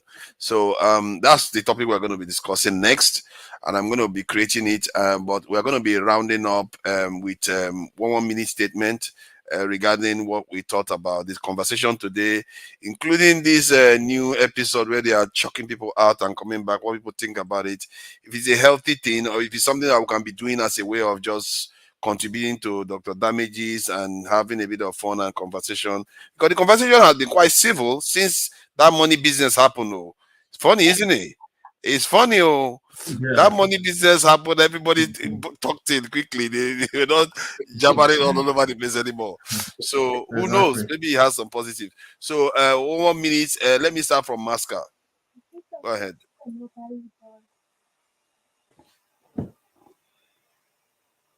I think his device is gone. Oh. Said anything, has he? Janaba hasn't said anything. Hello. So, why don't we just end this one and then you have another one and then we continue from there? Forefathers, did you hear what Chim said? Sorry, I didn't get that. Say that again. Yeah, just end this one now and give us the next link so we come back and then continue from there. I'll do that now. Let me just do that. Give me 1 minute while Masca finishes submission. Okay, no, look, my submission on this, is it on the Sowore matter? I don't like talking about Sowore matter or Peter Obi for that matter, because I believe the problem of Nigeria is not an individualistic problem. Let's even assume that, let's say we get the best candidate we want. Let's assume, say, Peter Obi wins the election. He cannot be president of Nigeria for more than 8 years. What I truly believe is that the fundamentals in Nigeria, things like judiciary, things like police, even the military, things like corruption, insecurity. I mean, there are just so many fundamental problems that there is no way an individual, even if you give him 10 years, can solve most of these issues. Yeah. So I always canvass that we need to look at things from a more fundamental perspective in terms of what is the problem with the country, what is required. For instance, I truly believe that the political system, the way we practice the politics in itself, and the way the parties are going are vindicating me. We have such a political system that always find a way of throwing out bad candidates, let's put it that way. Since my childhood, it has always been. I remembered when Obasanjo and what was the other guy? Obasanjo who contested?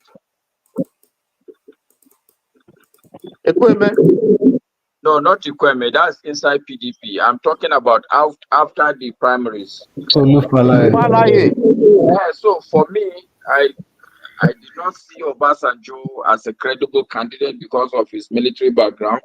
Olufalaye, because he was also part of the military, was the two people were all tied very closely to Babangida. And I was like, what is going on here? This is not asking me to make a choice. You're just presenting me with two, for me to choose who is a lesser evil for me. And this consistently have been the system we practice. So my submission is that as Nigerians, we need to begin to think deeply, think more fundamental, because this system is a rigged system. This I've come to see. And even from my studies, I've come to understand that the institutional framework we're operating within, even if you bring, let's say, who is a good leader today around the world that we feel is a very strong, good leader, you bring him to Nigeria, because of our institutional failure. This man, why you wake up and the next day the leader has run away. He's gone back to where he came from. So the problems are deeper than we're arguing about one person or another person. Our problems are deeper than personalities. I submit there. Sorry.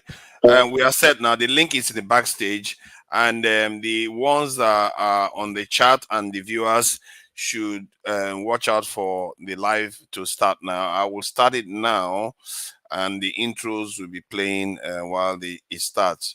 And you can join from this. You can join to the new stream using the link in the private chat. Is there? And those that want to join in the private chat from this main chat can also get the link here. Let me see if I can share it. Yeah. And yep, that's there now. So yep, thank you all, gentlemen, for coming in. KJ, Tony, OK, John Abba, I appreciate you. John Abba, I haven't had any chance to say anything yet. Chim, I appreciate you. If not now, Masca, Ferrari, you have been a good sport today. You know, surprise. You surprised me today the way you took everything. Very good. I really appreciate it. And you can join me on the other side. So let's talk about this money in politics business. Thank you very much.